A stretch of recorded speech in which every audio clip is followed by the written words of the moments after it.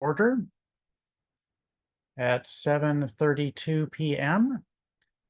We'll start with the special legislative meeting. Members of the council, you have before you an agenda. Are there any amendments required to that agenda?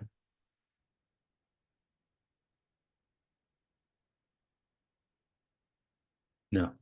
Awfully quiet, so I'm going to assume that means no. This is a formal special legislative meeting, so may I please have a motion to approve the agenda? Oh, excuse me. Are there any stated conflicts of interest? Does anyone have a conflict of interest for any items that are on the agenda this evening? I think that's perhaps the more important question. Okay, so may I please have a motion to approve the agenda as submitted? So moved. Second. Ooh, I'm going to give it to Councilmember Inyang because he was a little bit louder. So motion by Councilmember Smith, seconded by Councilmember Inyang. Is there any discussion of the agenda? Motion to approve the agenda. Are there any public comments on the motion to approve the agenda as submitted? Hearing none, I'll do a roll call vote. Councilmember Smith. Aye. Councilmember Foe. Aye. Councilmember Langlois. Aye. Councilmember Inyang. Aye. Councilmember Mejia appears to be absent at the moment. Councilmember Callan. Aye. And I abstain. The motion passes 5-0. That brings us to public comments. Are there any public comments this evening?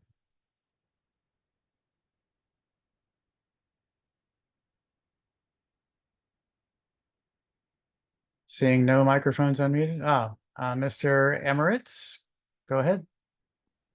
Hi, good evening. Thank you very much for allowing me the opportunity to speak. My name is Philip Emirates. I'm a resident and a council member of Colmar Manor, a nearby town. I wasn't able to attend the last meeting, but I wanted to voice my support and encouragement for the passing of the ceasefire resolution as it pertains to Gaza. My town passed a similar resolution not long ago, and I've been speaking with councils in various municipalities urging them to support similar resolutions. And so I just wanted to say that I greatly appreciate you taking the time to consider this, and I eagerly and hopefully await the passage of it.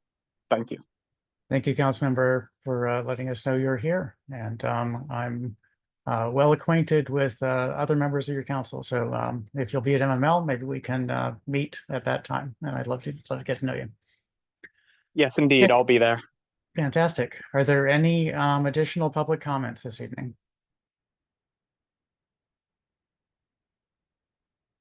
Hearing none, we'll move on to legislative action items. Item number 1 is a motion regarding the fence permit request for 6001 Taylor Road for a 6-foot wood fence.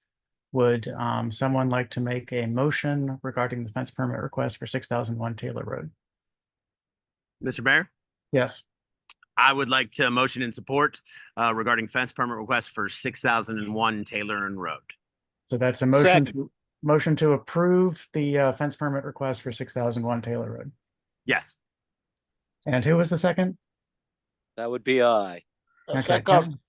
Seconded by Councilmember Lingua. Motion by Councilmember Foe, seconded by Councilmember Lingua. Is there any discussion of this motion? Yes, Mr. Mayor. Please go ahead. I stopped in, talked to the residents today. You probably remember they used to host a daycare. They sold that house and they have a really substantial property. I was shocked. It's multiple acres back behind there.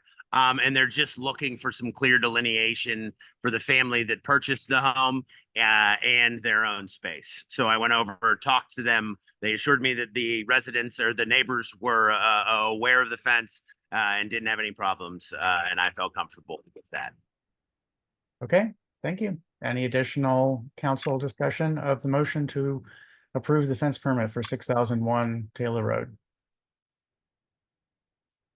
Are there any public comments on the motion to approve the fence permit for 6001 Taylor Road? Hearing none, I'll do a roll call vote. Councilmember Smith. Aye. Councilmember Foe. Aye.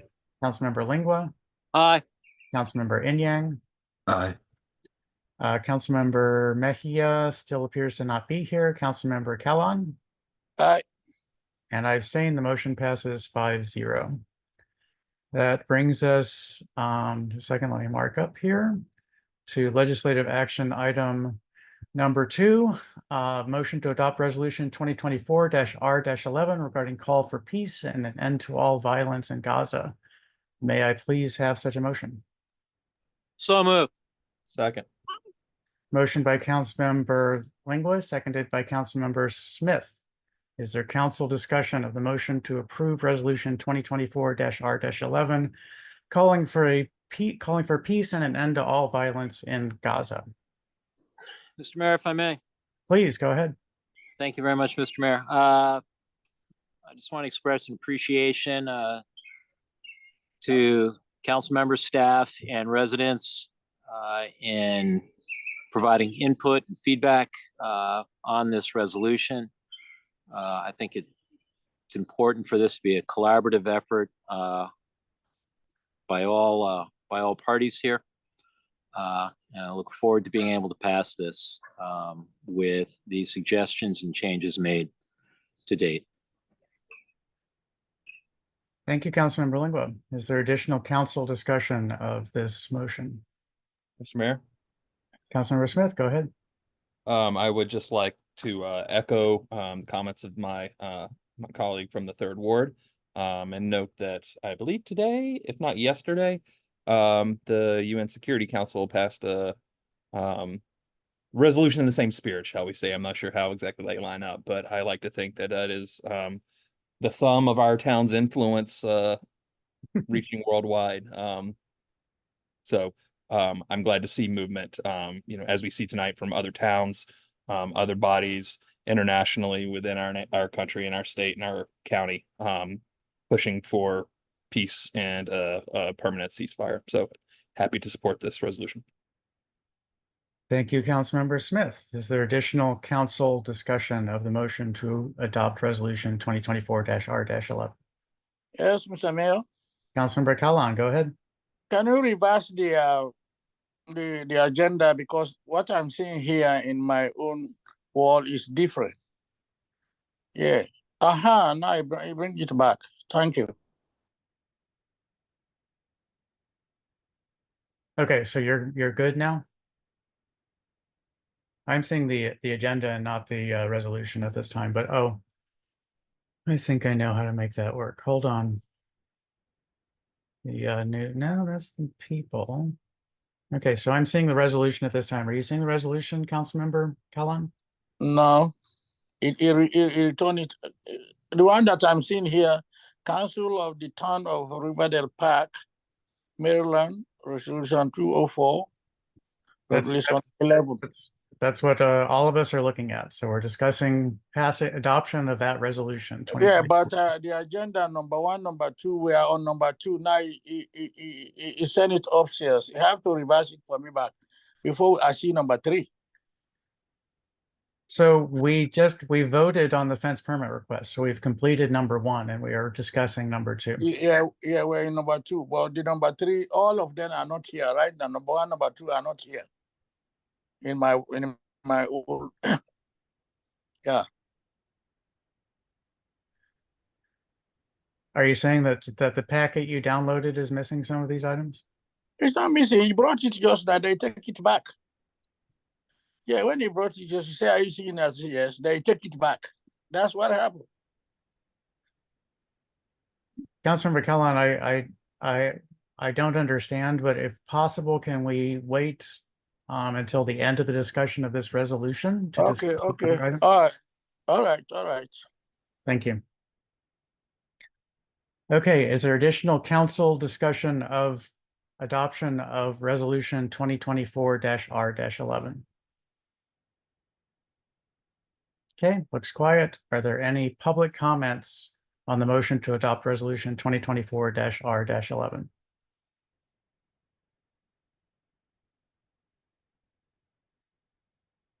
Ms. Cronk, you have your hand up. Please go ahead.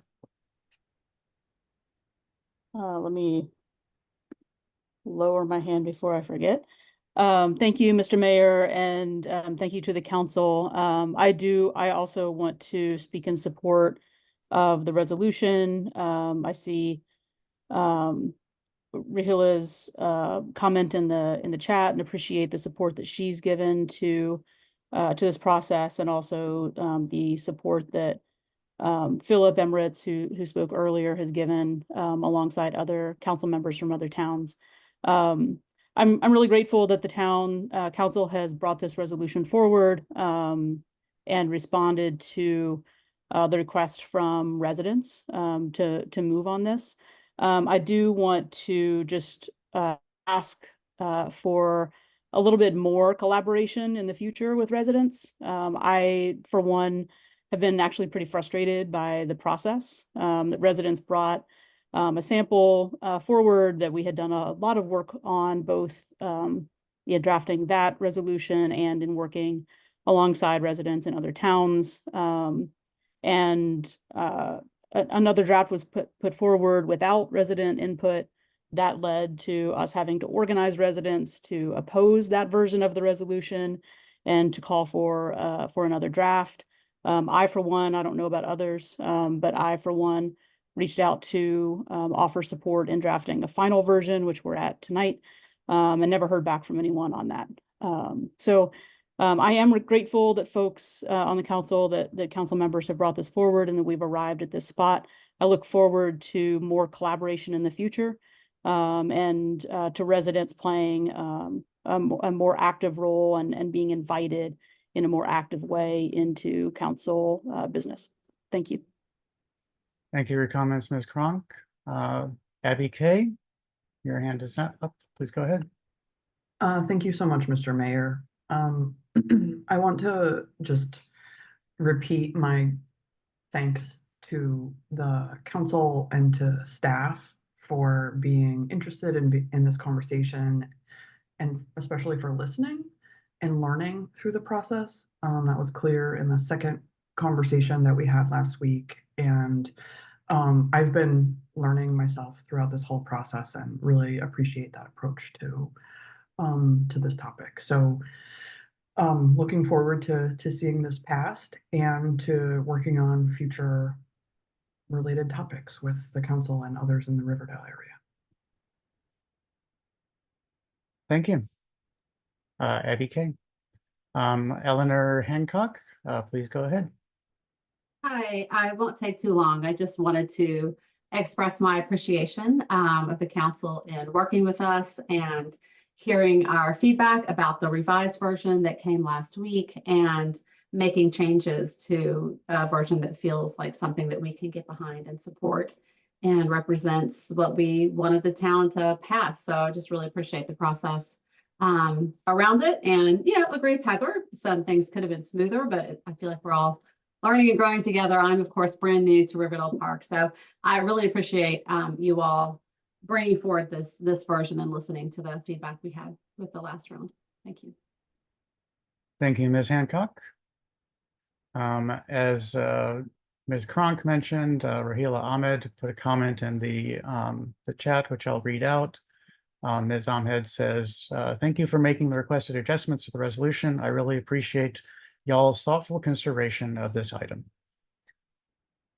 Okay, are there additional public or council comments on this item? Mr. Mayor, if I may. Councilmember Lingua, go ahead. Thank you very much, Mr. Mayor. For Ms. Ahmed, Ms. Cronk, Ms. Kesa, Ms. Hancock, and other folks from the town who made the effort to bring this to council's attention and then worked on thereafter. Personal thanks. And also an acknowledgement that, process could have been probably done a little bit better and a little more inclusive. I think coming out of such a long period of not having such a unique resolution being considered, I think this has been really a learning process for all of us. I think the other challenge that we had on this is that the timing of such a resolution and how this is such a changing and very fluid situation there. That trying to get this out in a form that expressed the town's views, yet considering the fluidity of what was happening in the sense of being able to get this done a little bit sooner as opposed to later, kind of really pushed us to this point to where we are today.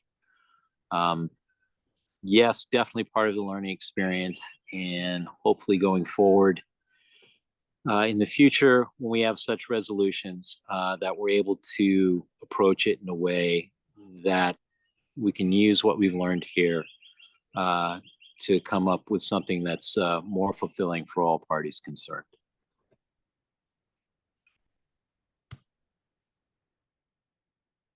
Thank you, Councilmember Lingua, for your comments. Are there additional council or public comments on the motion to adopt resolution 2024-R-11?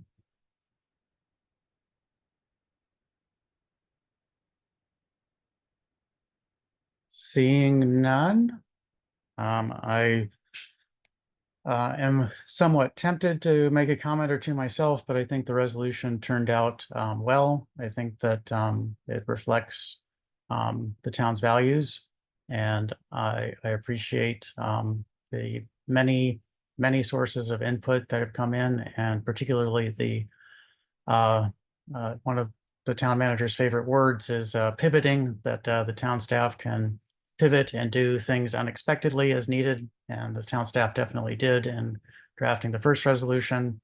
And they were very flexible at receiving input and turning things around as quickly as possible, given the many other things that are going on our agenda at this time of year.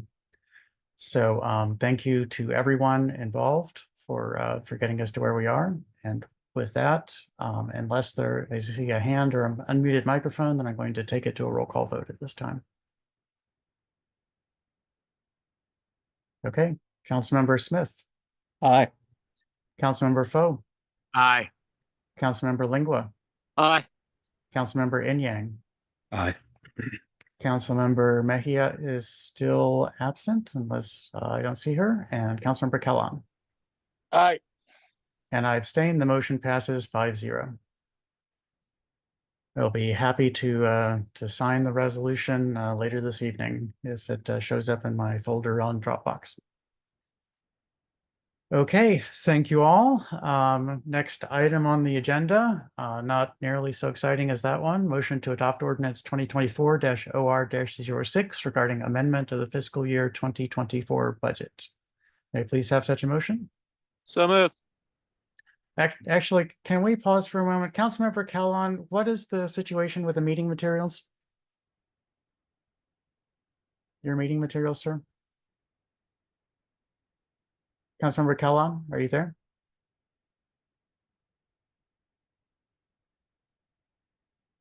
Okay, we can discuss that after legislative action item 3. So we have a motion on the floor from Councilmember Lingua. Is there a second to that motion?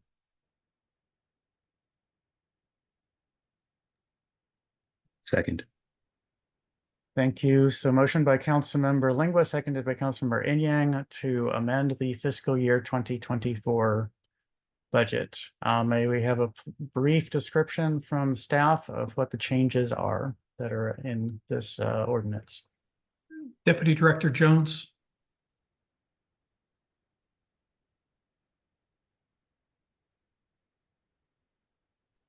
I'll provide a brief description for you, Mr. Mayor.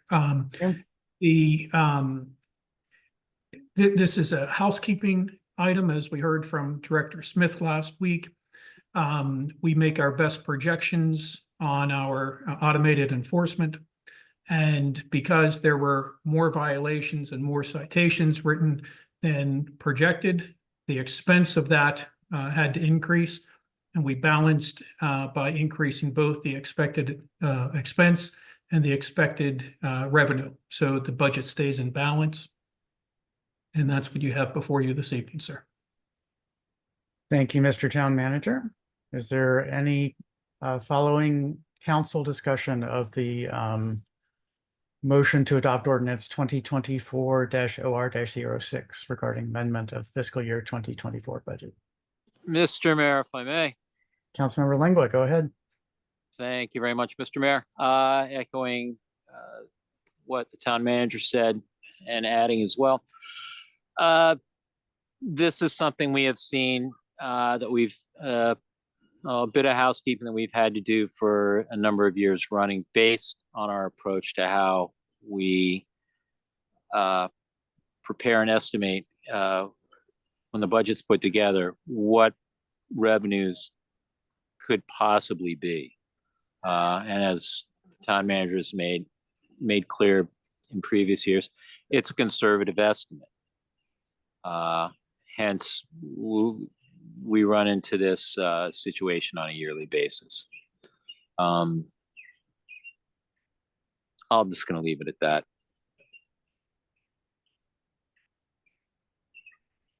Thank you. Sorry, I had accidentally kicked screensaver on for a second, so I was not able to talk to you. Thank you, Councilmember Lengua. Are there any additional council comments? Are there any public comments on the motion to adopt ordinance 2024-OR-06 regarding amendment of the fiscal year 2024 budget? Seeing no unmuted microphones from members of the public, seeing no hands raised, I'll do a roll call vote. Councilmember Smith? Aye. Councilmember Foe? Aye. Councilmember Lengua? Aye. Councilmember Enyang? Aye. Councilmember Kellon? Well, I would say aye, but I'm not getting anything. Okay, thank you, Councilmember. The motion I abstain. The motion passes 5-0. Okay, Councilmember Kellon, I asked earlier, I paused before the motion. What is the situation with your materials? Okay, all the resolutions that are coming, like 2024-06 is not in my own screen. I have only amendment of fiscal year 2024 budget. That's all. Okay. And how did you get these materials? Are you on Dropbox or? No. It's on my Zoom section. But when sometimes I bring it before me, then you take it back, you roll it up. Then when you roll it up, I lost it, everything will go. But I don't know. Anyway, I will continue saying aye or no. Okay. Bye. Okay, very good. Next item on the agenda is introduction of ordinance 2024-OR-07 regarding amendment of the fiscal year 2025 budget. I'll remind you, this is simply introduction, so we will not have a second, we'll not have discussion this evening. Well, we could have a brief introduction to this from staff, if that would be acceptable to the council. So staff, can you give us a brief overview of what's contained in this amendment? Fine by me. Yes, Mr. Mayor. And you have one packet memo this evening for items 3 and items 4. This budget amendment relates to the municipal center project. And we had that code interpretation regarding the fire alarm system, as well as some other, I describe them as more minor changes to the municipal center project. We've calculated out a safe number is $235,000. Mr. Jones prepared this ordinance along with Mr. Smith and the attachments to reflect moving $235,000 from general fund to the project. I shared last week that the good news is we anticipate about $155,000 and some change in prior year taxing for the St. John's properties, as well as we anticipate it may be north of 150 in additional speed camera revenue.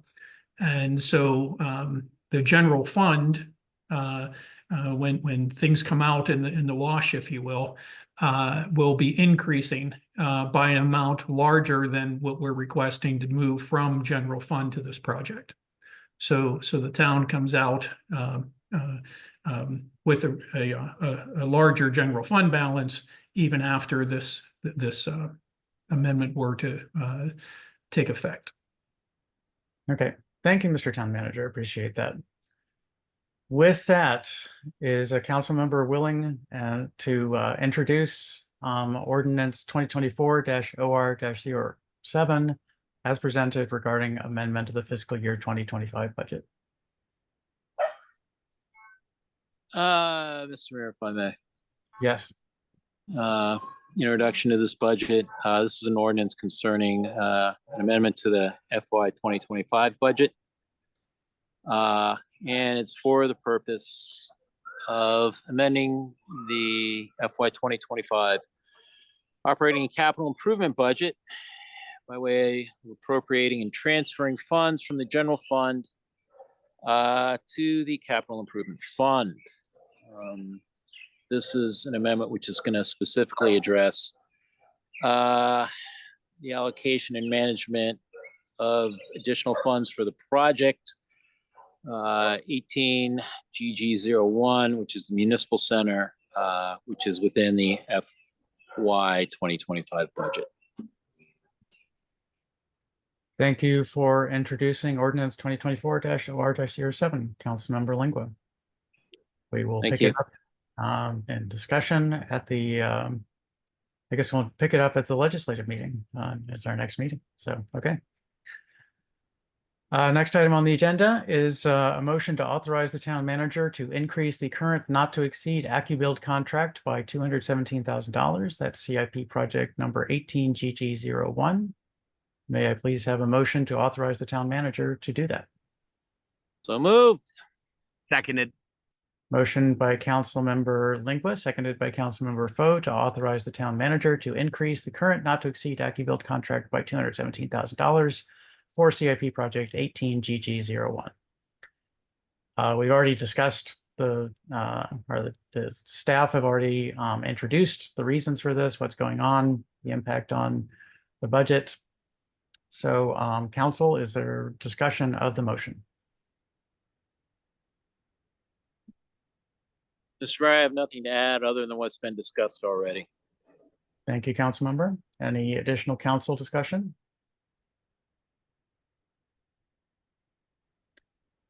Are there any public comments? Hearing none, I will call a roll call vote. Councilmember Smith. Aye, found the button. Councilmember Vo. Aye. Councilmember Lingua. Aye. Councilmember Inyang. Aye. Councilmember Kalan. Aye. And I abstain. The motion passes 5-0. That brings us on the special legislative agenda to new business. Are there any new items of new legislative business under the special legislative meeting?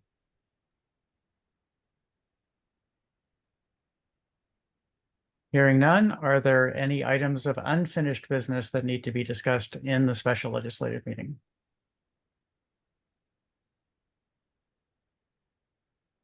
Hearing none, may I please have a motion to adjourn from the special legislative meeting, at which time we will start the work session? So moved. Second. Seconded. I don't know who was who there, so I'm gonna give. I'll defer to seniority, Mr. Mayor. Okay, I will, I don't even know who was who, so I'm gonna just say that Councilmember Inyang is the maker, and the seconder is Councilmember Smith. Oh, my bad. I thought I heard Fo. It was me. They both seconded and motioned the same one. Yeah, The it exact was, same request. I mean, I hope nobody cares, we're just adjourning, right? So Yeah. this is neither Let's get on with debated, it. no, neither debated nor discussed, so do a roll call vote. Councilmember Smith, Aye. Councilmember Foe, Aye. Councilmember Lingua, Aye. Councilmember Inyang, Aye. Councilmember Kalan. Aye. And I abstain. The motion passes 5-0. We are adjourned at 8:02 p.m. And I'm going to immediately call to order The work session called to order also at 8:02 p.m. This is a much less formal meeting. We're just here to talk. So are there any conflicts of interest before we get to talking about any items on the agenda, or are there any changes needed to the agenda?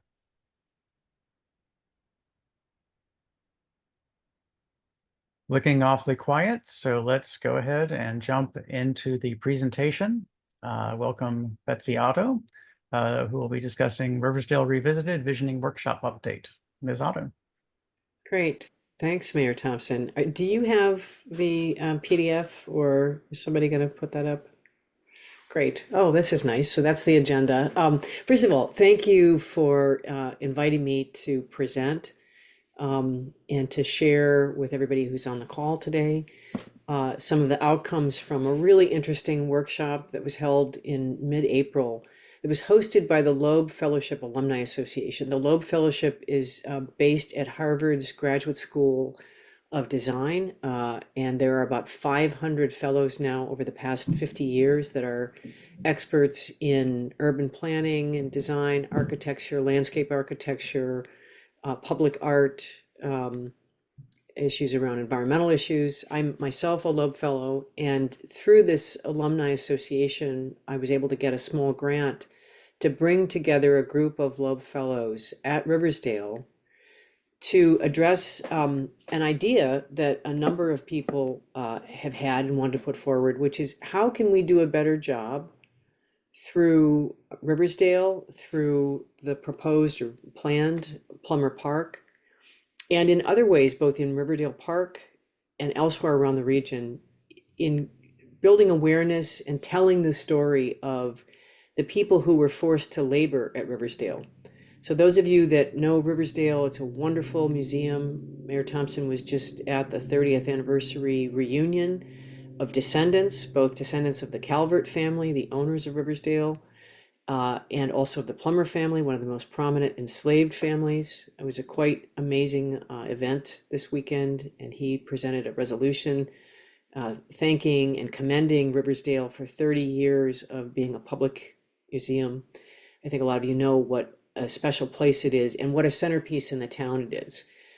And so much has been happening there over the last number of years in doing a better job of telling the story of the formerly enslaved folks that, as I said, were forced to labor at Riversdale. But the idea of this workshop was to say, how can we do even more around that?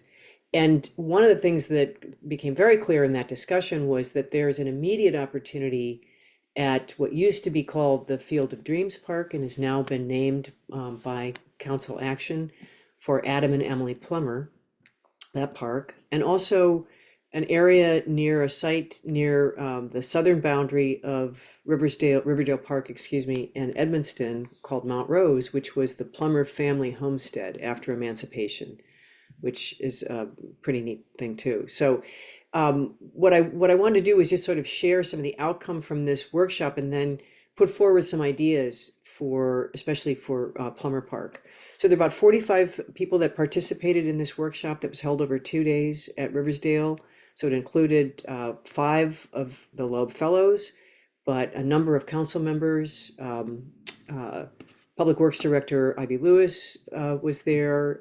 Mayor Thompson was there for some of the sessions, and many people from the county and across the region, because Riversdale, covered areas of Bladensburg, Hyattsville, most of College Park. It was a vast, vast area, 2,200 acre plantation. So go to the next slide, please. As I said before, one of the things that was really clear, came out very clearly in this discussion, was Riverdale Park is at the center of this because it has Riversdale, the mansion, museum, and home of the Calverts. But there are also these other nodes within the park. They include now the Adam and Emily Plummer Park, that's at Rivertech Court, Lafayette, and Tuckerman Road.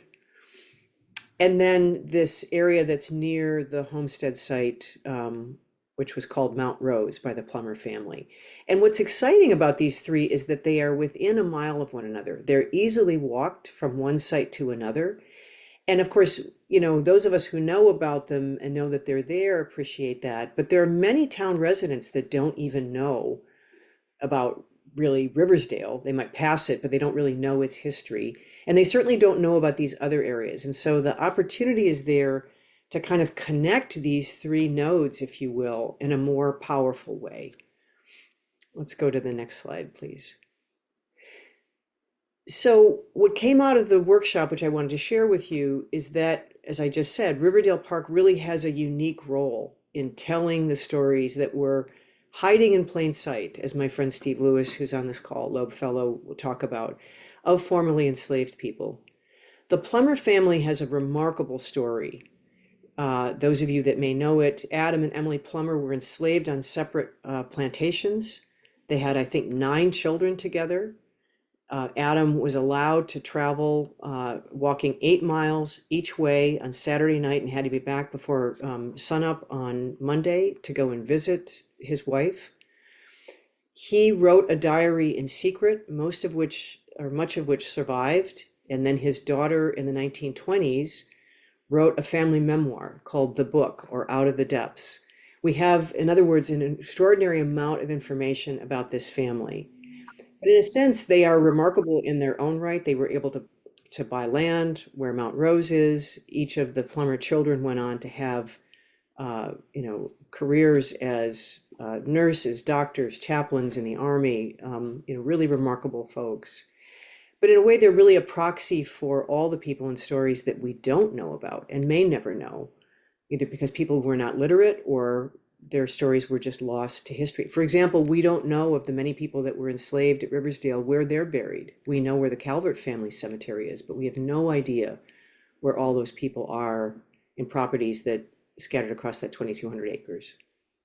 As I said before, Plummer Park and now this Mount Rose site, which there's actually a small property that the city owns, and you can see to the area which was Mount Rose, which is now in Edmonston covered by mostly light industrial buildings, but is still of really important historical value. Each of these is within a 15-minute walk from each other. And so there's an opportunity to create a coherent design that sort of links those different pieces together, whether that's through a design element like, some kind of signage or some kind of boundary marker, if you will, between the three, or other kinds of ideas, some of which were discussed at the workshop. But there were a lot of ideas for how we could take that together. And then, of course, that connects to something that could be potentially much bigger, that includes things that could happen across the whole former boundary of that 2,200 acres. But I really wanted to focus in this discussion just on what Riverdale Park can do.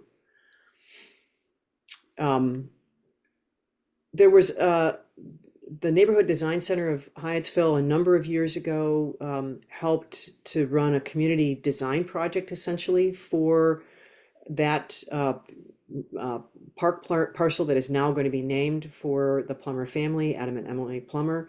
At the time, it was called the Field of Dreams. And the idea that had the most sort of support behind it was an area of kind of contemplation and natural beauty, a so-called lazy meadow area, in part because there are kind of stormwater and water feature elements in that acre and a half or so that need to be addressed. And so if you go to the next slide, this shows the actual site plan design that was the outgrowth of that community meeting and discussion. And what we talked about in our workshop was, and we went to the site and we talked with town staff and some of these experts that have done lots of designs along these lines. What we talked about was this is a lovely design. There's a lot about it that's really very positive and very appealing. But what it doesn't do, because it wasn't designed to do this, is do anything in any kind of a narrative and design fashion to commemorate the Plummer family and this very powerful story that they have, and the Plummer family as an emblem of what happened to all the enslaved people at Riversdale. And there are ways to really do that, many of which were discussed at the workshop, and I can certainly share more detail about that, but I wanted to give you kind of an overview sense of this. And one of the ideas that came forward where, well, I'll speak to some of the things that people described as being an opportunity here. As I just said, adding additional purpose to that original design, the Lazy River design, so that we're really commemorating the plumbers and they as a proxy for the other stories. Celebrating the collective journey of resilience from bondage to freedom, and then the fight for equality that travels on. Creating a place for reflection. Again, this is very much what I think was in part in the original design of the Lazy River design, so that's great. And the thought that came to the Loeb Fellows as we talked about it the night after the first day of the workshop was, how could we express the journey? In fact, the specific aspect of Adam's narrative of that, making that 8-mile journey, and sort of talk about that as a meta journey as well for people who were moving from bondage to freedom and through time trying to reach a place of greater equality. How could we do that through the design itself? And as I said, there's no fundamental change that needs to be made to the park concept necessarily. We'll continue to focus on the natural beauty elements that were in that design, would be our recommendation from the Field of Dreams. Wouldn't be adding any active recreation. It wouldn't be making a major change. What it would be doing, though, is capturing what that story really is trying to say or is about this family through the way it's actually designed. The walkways, where the plantings are, how we do some kind of a commemorative component, whether that's a commemorative wall or some other things that could be designed to be added. So next slide, please. So this is just a, very conceptual drawing. Let's, go back to that, if you will, of this sort of, plumber's journey, this idea of you would move through the space. Obviously, you can just come in and sit in the park wherever you want to, but that there would be a design that actually sort of moves you along from place to place within the park, along a walkway that is really speaking to this journey that Adam Plummer made every week. And as I said, that is also a meta journey. And I know we have Steve Lewis, one of the Loeb Fellows, who's joined us for this call. And I don't know if Glenn LaRue Smith is also. Ben's on. Great. Glenn, you were the one who had this sort of initial idea and have done a lot of these kinds of park designs before. Is there anything else you want to say about this that I haven't said or say better? No, I think you've done a great job, Betsy. I'd just like to say that this is this diagram came out of working with the Loeb Fellows, and it is just that, a diagram that is conceptual, that is sort of an interpretive layer. And so it doesn't say that this configuration that you're seeing is what should be the configuration within the park as it has been designed. Because that would be, in fact, redesigning the park, but it talks theoretically about this 8-mile journey and how that could be interpreted and how we could create an interpretive layer over the existing design somehow. Great, thank you. Steve, anything else you would add to this before we start to talk about just give some examples of some of the design ideas Sure. and elements that could be added? Yes, thank you, Betsy, and thank you, Glenn, for those remarks, and thank you, Mayor and council members and others for allowing us this opportunity to reconnect with you. It was a blast to spend those few days together. It really brought out the creative juices, which we often put to work late at night. This was no exception. We all come from somewhere, and as we reflect, if asked, on places of memory from our childhood, we have a very romantic memory of one place or another, the ice cream shop, the softball field, whatever it was. And those are critical to us culturally as our memory of our place. Those create a legacy of our time. And it's through design that these stories can be memorialized in a way that is experiential. The idea that Adam Plummer walked 8 miles to his wife and 8 miles back. I mean, the man still had enough energy to have 9 kids. I mean, come on, that's big. So how we say, just for example, the metaphors which really we hope will be explored in another round of design refinement for this project, are ideas like, well, this ground is Betsy said, that Adam Plummer was a proxy for many other enslaved people. And this site is a proxy for the land on which many of these things took place. And so if that ground is then considered sacred, should the pathway be elevated as a deck that circulates 12 inches above the grade so that you don't touch that sacred ground, just as a thought?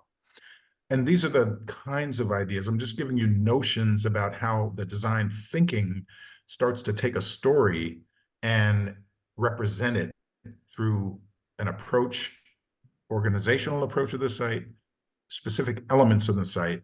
I think when we were considering this diagram, if you see to the left, the density of green dots, this was something Glenn was talking about, moving from the seen and visible to the concealed and forested, the character of place, to be authentic about it, but to use those elements in a way to really weave together a powerful story, so that when you do experience this, through walking through this path, these series of pathways, and you arrive at this place of contemplation, you have enough empathy through that experience to really consider that history. And so, it was great to have people who don't delve into design every day, lay people, so to speak, come and really get their light bulbs turned on at our session.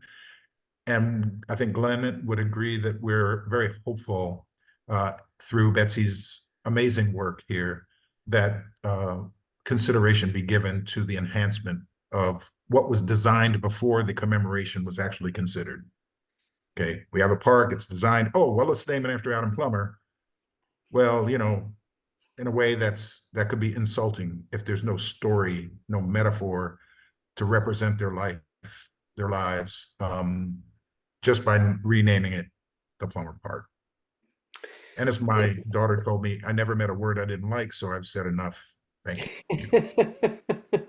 Steve, thank you so much. I know we're going on here a little bit. You get a flavor of the excitement and the good discussion that happened over 2 days, and I don't want to recap all that, but I do want to just touch on a couple other things. Thank you guys very much for those comments. So if we go to the next slide, please, Mr. Mayor, if you're the one controlling the screen. This is just in a very general sense, the kinds of design concepts, some of which Steve and Glenn have already spoken about. I think there's a real opportunity, and it's very important, in fact, to, through some kind of design elements, link Riversdale, Plummer Park, and this Mount Rose site. And that's through the smart people like Steve and Glenn and Damon and Roger who are with us, and many others who do this work. There are really artistic and clever ways of doing that people understand inherently. So that seems important. What we do with plantings, as Steve was talking about, commemorative features, could we have somewhere as part of a bench where people sit? Could it be a sort of, to use a metaphor most people will understand, a Vietnam War memorial wall where you inscribe the names of the enslaved people that we know? And in fact, as Riversdale and the university does more and more research, we're finding new names of people. Those could be added over time. Steve spoke to the walkways and treating it as sort of sacred space. How do we add sort of joy and fun, both through design and programming? Our colleague Roger Cummings has done a lot of this kind of work and really cool stuff. And then is there a way to kind of have an entrance, as it were? There could be multiple entrances to the park, but a place where you really sort of experience coming into the space. And the following slides, we can just toggle through them quickly, give some examples from Roger Cummings of how you can do this, very simply with relative low cost, where in these resting places, and in this case, swinging benches, you can also have things where you tell stories. You have QR codes where you can learn more about specific stories about the Plummer family, for example. Another example, the next slide, is something he worked on in Minneapolis, or in St. Paul rather, where there's this, as you come in, there's this whole really interesting storyboards of history and different stories about in the case of this plaza, what was happening in that area. We could do something similar related to the history of enslaved people at Riversdale. These are just ideas. I'm not saying we should or need to do any of these things, but these could be examples. Yeah, thank you. You can do things with illumination. Whether that's appropriate here is another question, but ways of drawing people into contemplative spaces at night and having places that feel like fun too.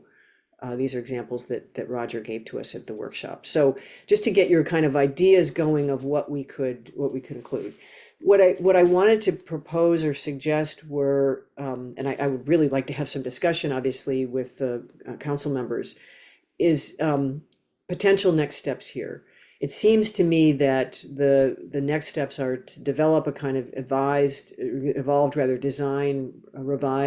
design elements for Plummer Park. And as you're starting to think about, the town is thinking about Montrose, as I said before, how to do that in a way that brings design coherence to both and an opportunity to build something more powerful. It'd be great, and I think we need a committee to develop the Plummer Park narrative elements. I was very cognizant of that when I was at the Descendants reunion on Saturday. The dozens of Plummer family descendants who were there really own these stories. They really know them. And since this park is going to be commemorating, Adam and Emily, it would make sense to bring them and others from Riversdale, from the university, who are very knowledgeable about their story together and say, what are the specific parts of that story that we want to tell? The ATHA is the Anacostia Trails Heritage Area, and they have these so-called rocket grants, which are quick seed grants, about $5,000. And I've spoken with ATHA. I know the town has received funding from them before. They are quite interested in providing one of those grants, which they offer very quickly. It would be offered probably at the end of July, if we were to, the town were to receive it, to help fund some of that additional design and outreach. And I will say that it requires a match, that grant, a one-to-one match, and I can use some of the remaining funds that I have from the Loeb Fellowship Alumni Association toward that match. And then obviously we'd have to develop, the town would have to develop revised site plan designs that include some of these design elements, or that revise the current site plan and then implement it. So thank you for letting us go on. We were obviously pretty excited about what came out of this, and the people who were at the workshop were really excited and wanted to bring that to all of you and get your thoughts. Thank you. Thank you, Betsy and Stephen and Glenn, for coming this evening and for talking to us. And with that, I will open this up to council discussion. Council members, what do you think? Mr. Mayor, if I may. Councilmember Lengua, go ahead.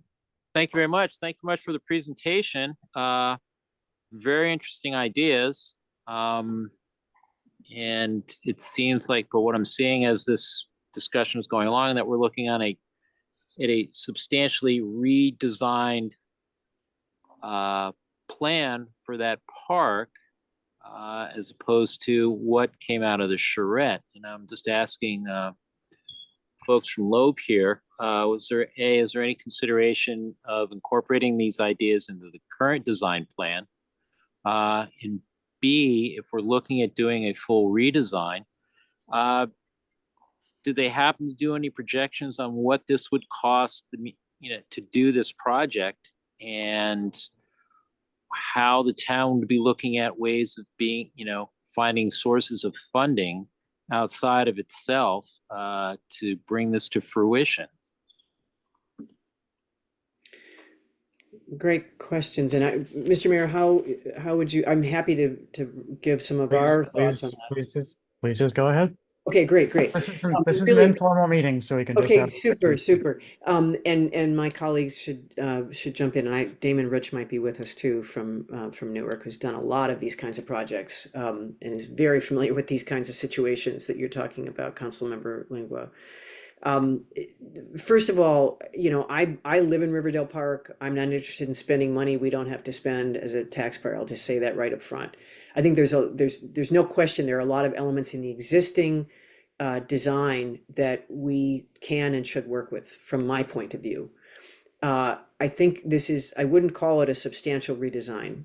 I would, and my colleagues can argue with me if they don't agree. I think we really can do your A, which is incorporating it into the existing design. I think the difference is saying we're going to start from the premise that the purpose of this park needs to also match its name. And it needs to do more in its design and can do more to really bring forward that idea. But for example, there's some stormwater site work that has to be done. That needs to go forward anyway. That's already been planned. And I think, Town Manager Lestisian can speak to this, but a lot of that work is already underway and would need to happen anyway. But nothing else has been, put into the ground yet. And so the time is now, if we want to try to make some of those revisions, I would say to do that. So I would, this is Glenn, I would say that, Steve and I, and I don't know if who else is on from the Loeb, are designers, and we work in the design field. And of course, we wouldn't want someone coming in and drastically changing any of our designs. So consistent with what Betsy was saying, we see this, I keep using the term interpretive layer. So that means that we work within the existing design to layer this interpretive information into the design. And I think that can occur without any substantial disruption to the activity program and other aspects that the community had originally agreed upon. And Thanks, I Glenn. would add that the things that I was speaking about that can be assigned to sort of a metaphor that if the pathways that are inscribed in the existing design were elevated and that part of that story was revealed through QR code information or literally environmental graphic design signage that starts to make, somebody say, well, why are we walking above the ground? And then you get the answer, and then it has some significance and some meaning. I think the only elements that aren't present in the design that would be sort of suggested would be the sort of commemorative wall idea, or a place to sit and see the magnitude of the history of the place where one can contemplate it. And the only other thing would be some of the materiality. The larger circle, to me, always seemed in my kind of instinct to be more of a hard surface than how it's specified currently. But I think from the standpoint of a configuration, if we would just say let's say that the park as it's designed now was already existing and we were called upon to make some renovations and improvements to it, but leave the basic framework of what's there, it would be adding this entry portal that Betsy referenced. It would be potentially enhancing that space of contemplation through materiality. And, if you're bold enough to create those pathways rather than decomposed granite or some surface on the grade, to lift them up slightly so that they symbolically represented the sacredness of the ground upon which they traverse. And thanks, Steve. And I would say that nobody here is saying this is what the design should be. These are examples of, I think these are good examples, and I hope that we would consider including some of them. I wanted to say also, Councilmember Lingua, you mentioned that there would be additional funding that might be needed for some of this, and that may well be true. For example, let's say that there is some kind of a commemorative, it wouldn't be a sculpture, but some kind of component that we've just been talking about. In talking with the Anacostia Trails Heritage Area, and the town knows these well, there are Maryland State Arts Council grants, there are state cultural tourism grants, there are a number of sources of additional funding that wouldn't just come from the town that the staff at ATHA all thought they'd be very interested in this kind of project. There's the Carnegie, is it Mellon Foundation? Yes, has a big cultural grant, monument grants program for monuments big and small, to bring money to stories and people who have not been recognized in the past. So there are a lot of different opportunities that we could tap into. If I can just add on to that, I've been looking at sort of the state funding that flowed into some of the Harriet Tubman items that are around the state, and there's a lot of money that came there. So some of those were funded by bond bills, and that's a definite possibility.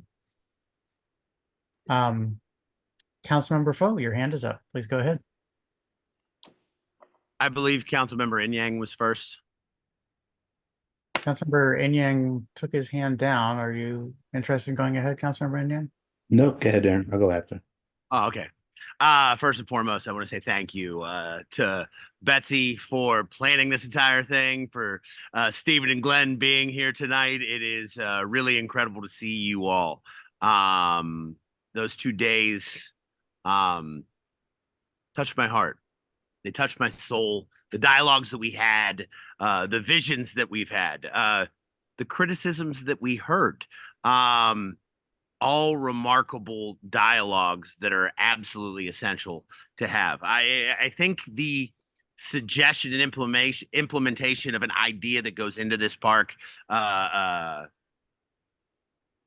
in the process that is described is probably best practice. I had never heard criticism of designing a park and then choosing to name it before. And I tightened up in my seat and I listened and I wanted to hear. And because I've always insinuated that I wanted to advocate on behalf of telling the story of the family history, for advocating on behalf of the unnamed enslaved that lived in this community.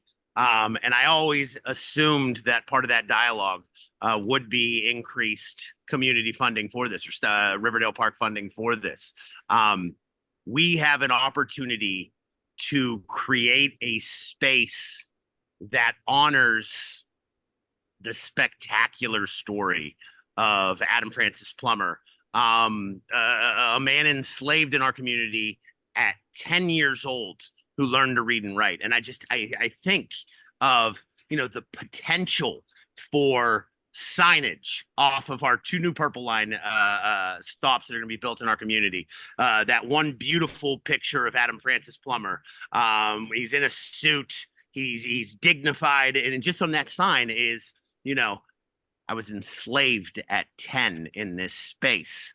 And I learned to read and write with a QR code that then engages the community or anybody coming into our community about the incredible history that we have here in the state of Maryland as it pertains to slavery. We so frequently hear of our most famous residents, Harriet Tubman, Frederick Douglass. Adam Francis Plummer deserves to be mentioned amongst those names in this state. What he provided, like you guys so eloquently have stated, is a narrative that is absent. And the simple fact that the enslaved walked across my property at some point, even me saying my property feels disingenuous in this dialogue, but like, I want the town to be able to embrace this. I want the schools that are within our community to be able to have educational materials that are related to this. I want this to be us getting the story right. I want to honor the work of previous councils in our community that came up with this idea. I am still proud to be a part of pushing forward the motion to commemorate the park after those, after Adam and Emily Plummer. But I took to heart the criticism of process. I want to be able to make sure that this space tells the story of the suffering and joy that occurred in this space. We frequently come back to that 8 miles and that 8 miles. And I texted fellow council members one night and I said, could you imagine the incredible joy that must have felt like for somebody that's enslaved to be able to be treated like a human enough to be able to access his wife and children. And another council member shot back a text immediately, was like, and I'm sure there was sorrow and pain in those walks as well. And I think that if we can do something that encompasses the gambit of emotion, amongst the incredible storytelling we can do, we can shine a light in our community in a way that I don't think this country is doing enough of. So when I hear these suggestions, I am 100% on board. The people that participated in this dialogue were a drastically different group than participated in that dialogue previously in the creation of this park. It included scholars and professionals. And we had the 1856 project. University of Maryland could become heavily engaged in this. So when I think about adding to the design, recreating the design, seeking money potentially for statuary, I think those are incredibly exciting endeavors that I want to be a part of. So with that, I'll yield, but I just want to say thank you to the Loeb Fellows for being here this evening, for being with us in April. Your support is everything, and we appreciate it. So thank you.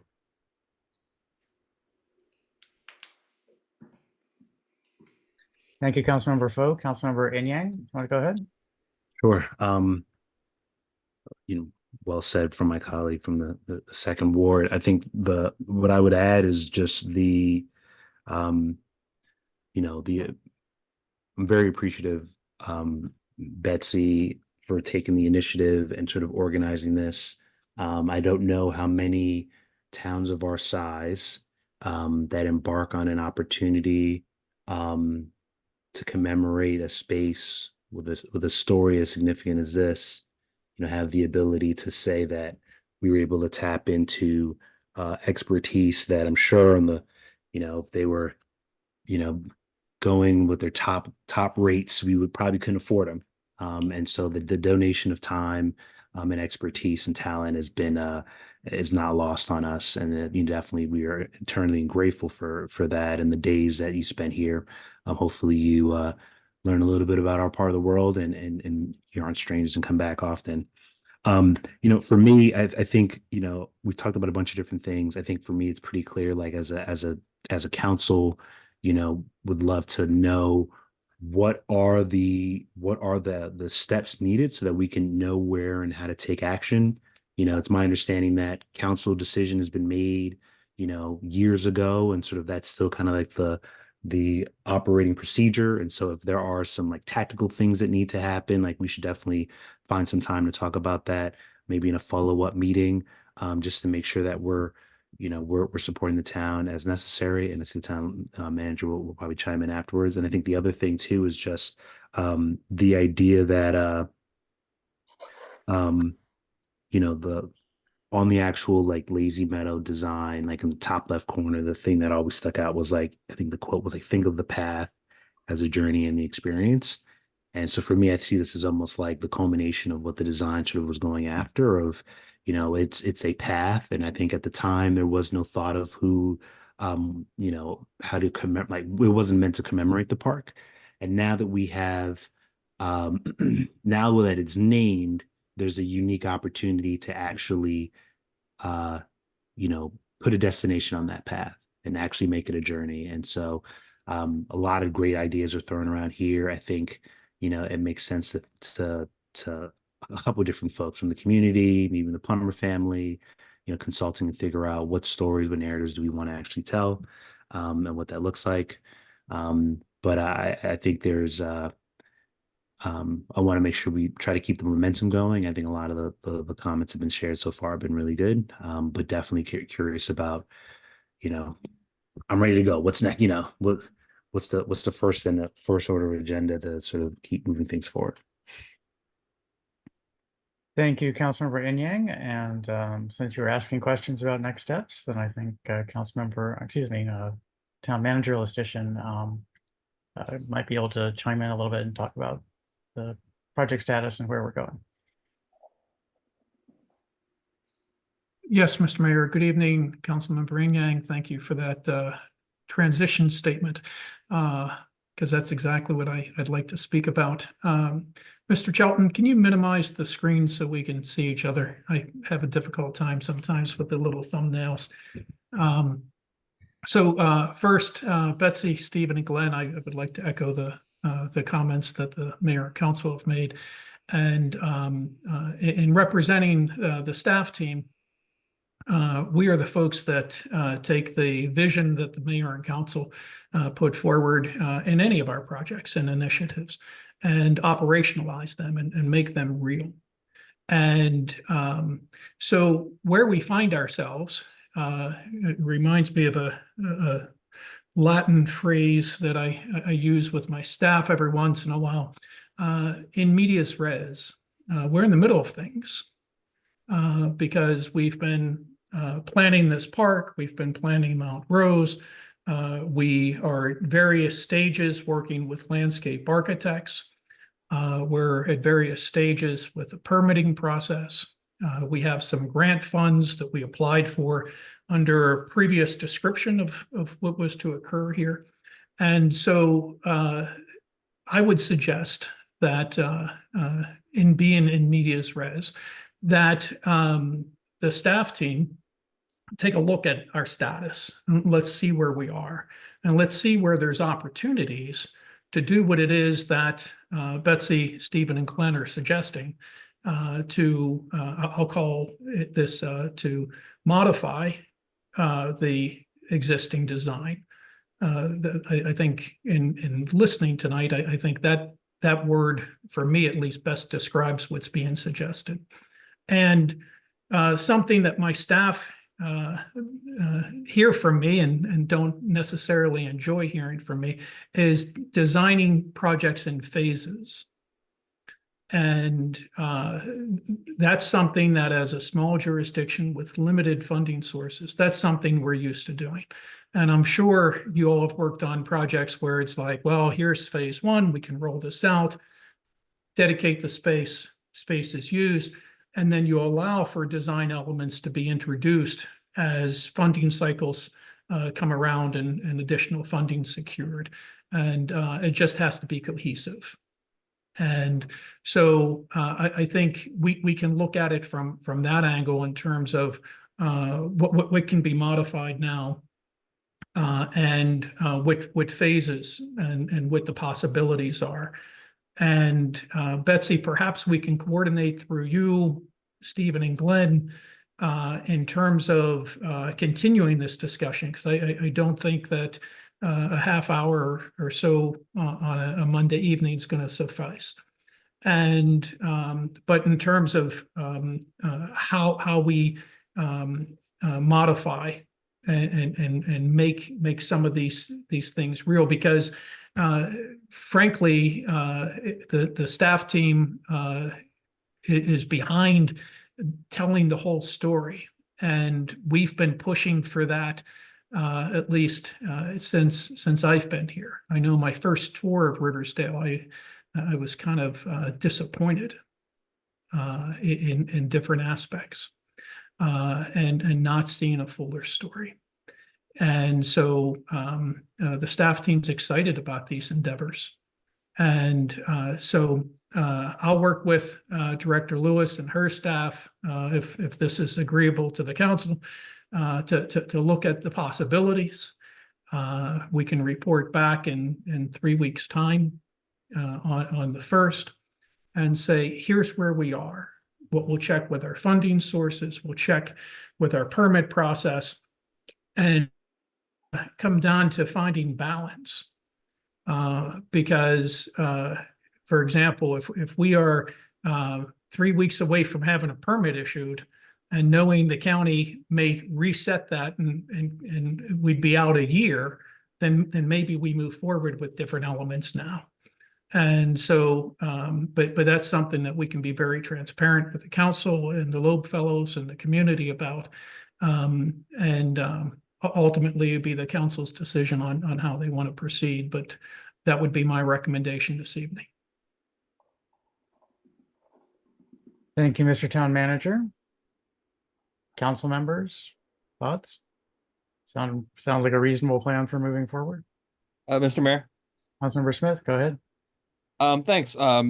Just real quick, because I was experiencing some internet outages during the discussion, but I didn't want this agenda item to go by without, just stating my thanks for the Loeb Fellows, Stephen, Glenn, Betsy, all the others that were there. I can't express how much of a really like transformative experience that was, and I was only there for the second day, so I can only imagine what those that had the privilege of attending both days.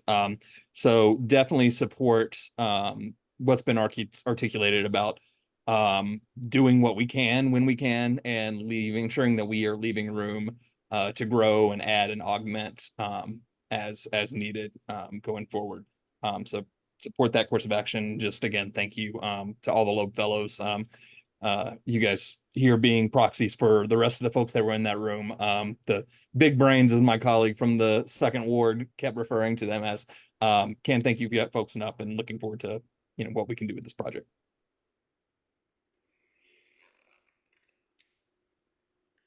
Thank you, Councilmember Smith. Any additional comments or questions, or should we pick this up again in 3 weeks with a packet of information from town staff about where we are, and that will inform where we can go? And Betsy, go ahead. Sorry, I'm not finding my raise hand button.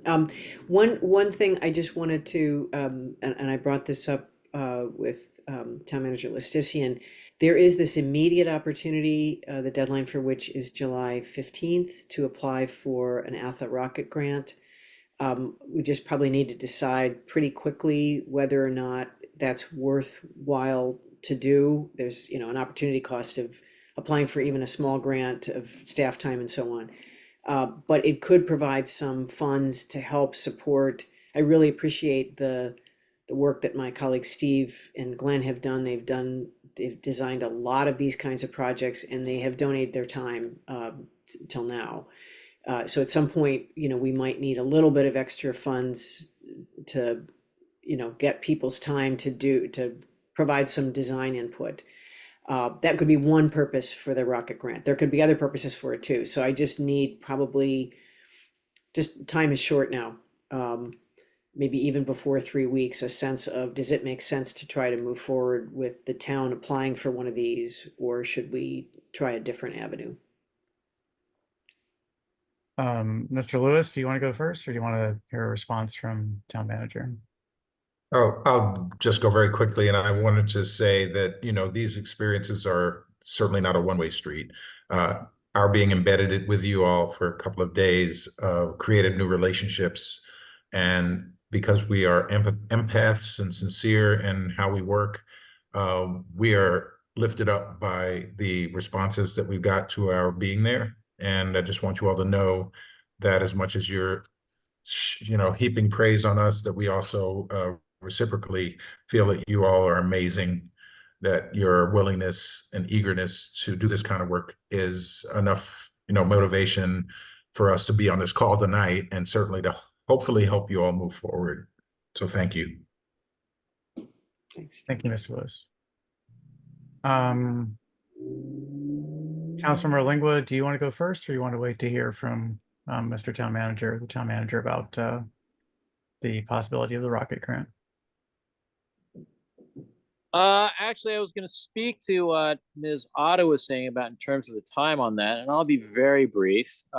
Staff is going to make an effort to come back in 3 weeks, making this now a priority over the next 3 weeks, to have a report to us. And I think, and I look at when the rocket grant application is due, which is 5 weeks away. There is nothing stopping anyone from penciling in an application now, and to which, if there's a decision by the 1st of July to move forward on this, there's still plenty of time to fill out the rest of it. And if there's a decision not to, then, well, that's how the chips fall. So that's my thought on it. Thank you, Councilmember. Mr. Town Manager? Mr. Mayor, as it relates to that grant, Ms. Otto and I spoke earlier today, and we're already looking into the possibility of it. I think we'll come back on the 1st, and in the interim between now and the 1st, if it's something that the staff believe is worth applying for, then we would go ahead and dedicate those resources. And if not, then we'll explain why not on the 1st. Okay, that sounds perfectly reasonable. Okay, any additional comments, or can we move along since we're still very early in our work session agenda and it's almost 9 o'clock? So Thanks so much for all the time. Sorry we took up a lot, but appreciate Thank it. you, no, everyone. It's good to see you. This is an important You're project, and we want to discuss it, and appreciate you coming this evening, all three of you, for coming this evening and speaking to us about it. So thank you. Thank you. Thank you very much. So much. Okay. Next item on the agenda is my report. I'm going to be shockingly short. I enjoyed attending the Riversdale event on Monday morning, very briefly attending that. Trolley Trail Day on Saturday afternoon. Did I say Monday? So Saturday morning, Saturday afternoon, Trolley Trail Day. I succeeded in not breaking my arm this year, which was the top of my list. So that's always a good thing. I broke my arm, I believe, at the first Trolley Trail Day. And then I think the third thing is I'm looking forward to going to MML in 2 weeks. I'll be there 2 weeks from tonight. And between now and then, we will, of course, celebrate Juneteenth. And I hope that everyone will take some time and consider the events of the original Juneteenth and contemplate that and invest some energy in service to the community on that day. If you have the day off, I hope everyone has the day off, but if you have the day off, consider community service on that day. And with that, I will conclude the mayor's report and hand it off to the town manager for town manager's report. Thank you, Mr. Mayor and council. Just a few items this evening. First, I want to thank the staff team, the volunteers from the Green Team, and everyone who participated in the Trolley Trail Day. It was a great event, and I just want to thank everyone who was involved in that. It brings people to our town center, and that certainly helps business and economic development, current and future. A few reminders. The Ethics Committee meets this Wednesday at 7:30. That's a virtual meeting. And if anyone has edits or revisions to their financial disclosure forms or any initial submittals, please get those in through Director Barnes. There's also a in-person meeting this Thursday at 6:30 p.m. Reference the Town Seal Public Panel discussion. And that is in a meeting space, which is in Riverdale Park Station above Mod Pizza and District Taco. We'll have the address and that advertised through our social media platforms. A reminder that the Purple Line closure of Rivertech Court is happening on the 13th. And staff perspective is the detour will be for about 4 weeks, but it could be as long as 7 weeks. And the June 22nd walk and talk, with my stuttering there, I'm glad I'm seated as opposed to my walk and talk. But we need to reschedule. I have several staff who are out, and summer vacations are starting and that. And so we would like to reschedule, as well as that's the Saturday immediately before the MML. And so we thought it may be more convenient for the council as well to reschedule this. So staff are looking at some dates, and we'll suggest some dates at the July 1st meeting, but we're looking in July or August. And a reminder that the next mayor and council meeting is July 1st. And I just want to let the council know that it's possible that we may need a special legislative meeting between July 1st and the very end of August. So it depends on how some contracts and some various things work out in the next few weeks, whether or not we'll need an interim meeting. And that's all I have this evening, Mr. Mayor. Thank you, Mr. Town Manager. Unless there are any questions for the town manager, then we can move on to council committee and ward reports. Not seeing any microphones opening up, so let's go ahead with Ward 1, Councilmember Smith. Thank you, Mr. Mayor. I have several small items this evening, so I'm going to try to run through them expeditiously. First of all, just want to flag traffic, email traffic correspondence for the town manager around 43rd Street and parking of commercial and industrial vehicles on the street there. I believe you've been copied on those. I just want to make sure that that staff are following up. Can I respond, sir? If you're asking me, yes. If you're asking the mayor, I'm sure it's good too. Yes. That situation's been resolved. Okay, I had another email at the top of my inbox today, so I assume that came from someone who wasn't yet informed from our neighboring municipality. It's good to note that technically there was no violation, but we spoke with the business owner, and the business owner had those vehicles removed. Outstanding. Thank you. Thank you very much, Mr. Town Manager. Trolley Trail Day. As I like to, this entire council likes to point out around these events, just bang up job from our staff. I heard that we had the best of the hub events or hub locations, and that other folks left the others and came to ours. Just a great collection of activity and joy for families and patroning our small businesses in town center. Definitely bigger than it was last year. These kind of events that our staff work so hard to put on, they get bigger and better each time. And we won't hold you to making them to diminishing returns there, but I'm sure you'll find a way to impress us again at future events. Similarly, looking forward to attending MML towards the end of the month. I haven't been before, so this will be my first time. Look forward to joining my colleagues on the council and from other municipalities to see what folks are doing great in other places that we might replicate here, and talk about all the great things that we do here that other towns should be jealous of. Want to mention the MARC train and our stop in town center. I've talked about this on multiple occasions, and I'm going to keep talking about it until we can hear something from relevant authorities, be it our delegation in Annapolis or Department of Transportation or the governor's office.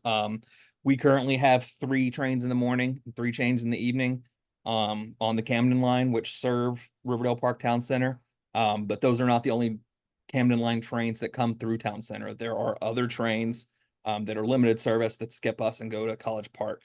I would note that in the next, say, 5 years, give or take, there's going to be about 500 new residential units just in Ward 1 and Ward 4 that we know about today, not counting Purple Line development, not counting new development that comes in around the FBI headquarters and the housing that's going to be needed to house those workers, not counting any development that our neighboring municipalities that also use Riverdale Park Town Center MARC stop to commute, the new development, the new units that they're bringing online.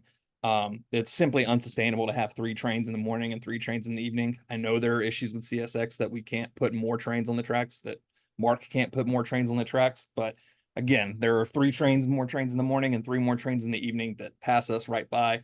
And I'm not sure that it would take anything more than 2 minutes on the schedule either way to get those to stop.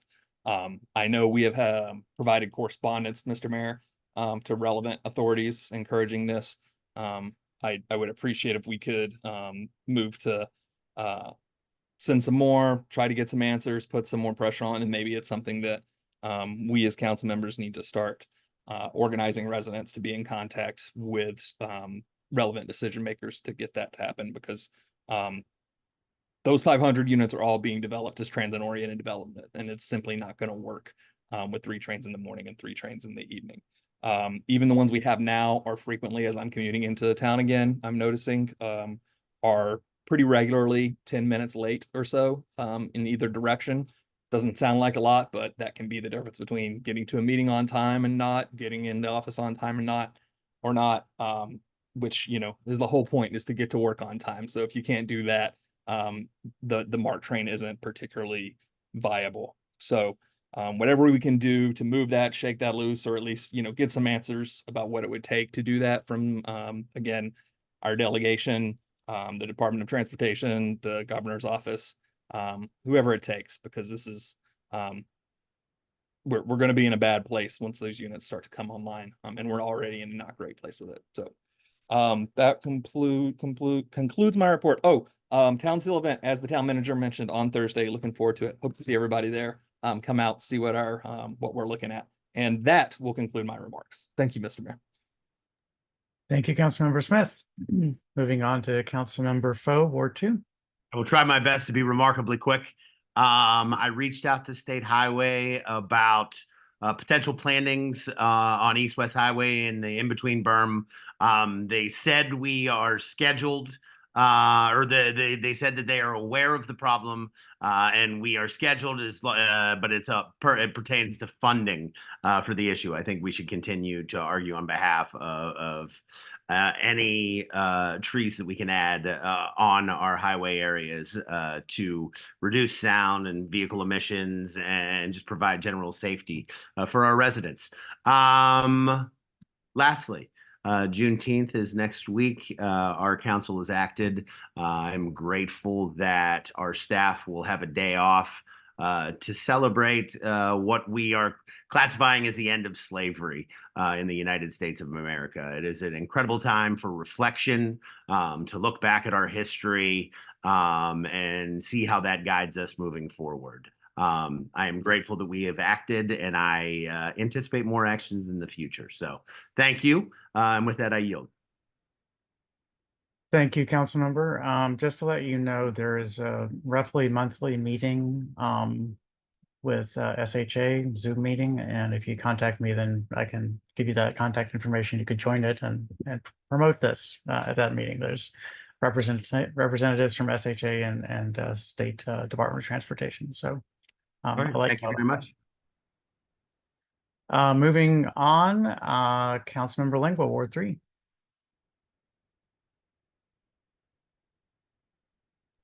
Thank you very much, Mr. Mayor. As you know very well, been in touch with some residents in Ward 3 about a number of issues, both high and low.